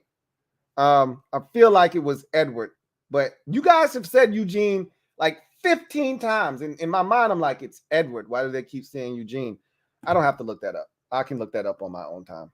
It's probably Eugene. If everybody's saying Eugene, I'm probably the one that's wrong on that one. Take command for life. Thank you for the super chat. Greatly appreciate you. Writes, I think I win this time. Oh, clearly not. Joe Rockhead J, thank you for the super chat. Greatly appreciate you. Writes, sorry, Lou, these Bamas ain't got no manners. Hey, it's all good, man. Take command for the life. Thank you for the super chat. Who writes, maybe not. Take command for life. Says, I'm keeping pace. Edward Washington. Thank you for the super chat. Greatly appreciate you. My guy, Edward.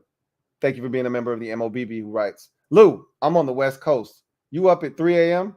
Clearly, I'm up at 3 a.m. I'm still here. Hi, Edward. Take command for life. He writes, Edward, stop. Take command for life again. And that's it right there. We're out of here. We're gone. Y'all have a great night. Peace. LouieTeeNetwork.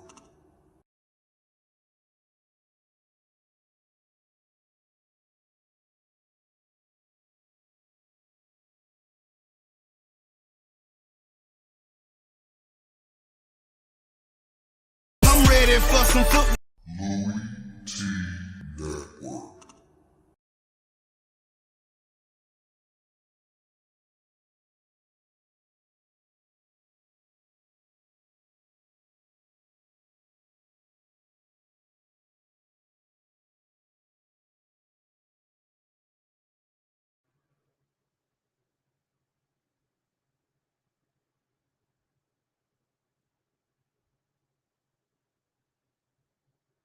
Y'all still super chatting?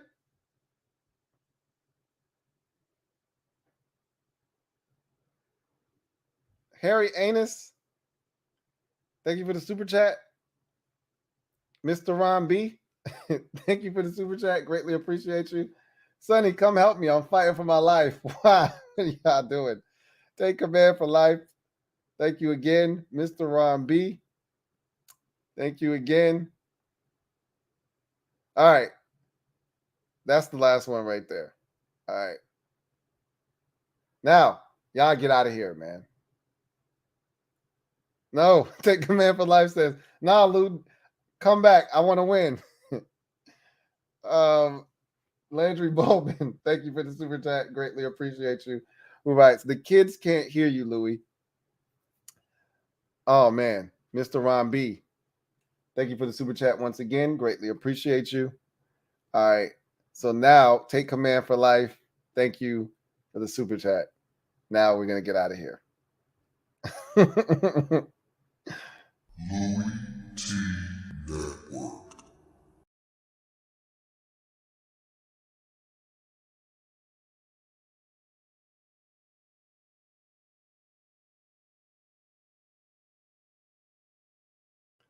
I'm back. If y'all keep coming back, I'm coming back. Y'all got to end this, okay? I told you I'm here for the petty. All right. So Joe Rockhead J, thank you for the super chat. Greatly appreciate it. Says no money, no petty. Okay. All right, Mr. Ron B, thank you for the super chat. Greatly appreciate you. Take command for life. Thank you for the super chat. Greatly appreciate you. Landry Bulbin. Now he's in the mix. Or is he in the mix? I don't know.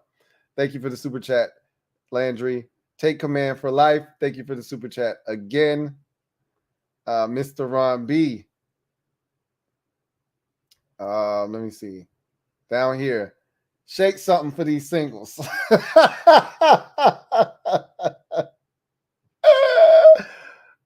Take command for life says, I win again. All right. Now we gone. All right. LouieTeeNetwork.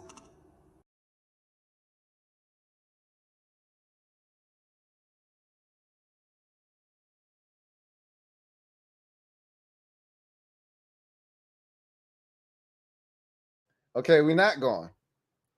All right. So, Mr. Ron B, thank you for the super chat. Greatly appreciate you. Big Money Sonny, thank you for the super chat. Greatly appreciate you as always, my guy. Big Money Sonny, right? Salutes to all of y'all. They represented for you, Lou. They always do. They always do. Like I said, I'm here for the petty, but these dudes are this is a new petty marathon. Like this is another level. Like I've never seen them go this far with it before. Take command for life. He's like, look, I'm here for it. Landry Baldwin, I won. Okay, peace. Take command for life. Thank you for the super chat. Stop coming back. I'm 3-0. Okay. All right. LouieTeeNetwork.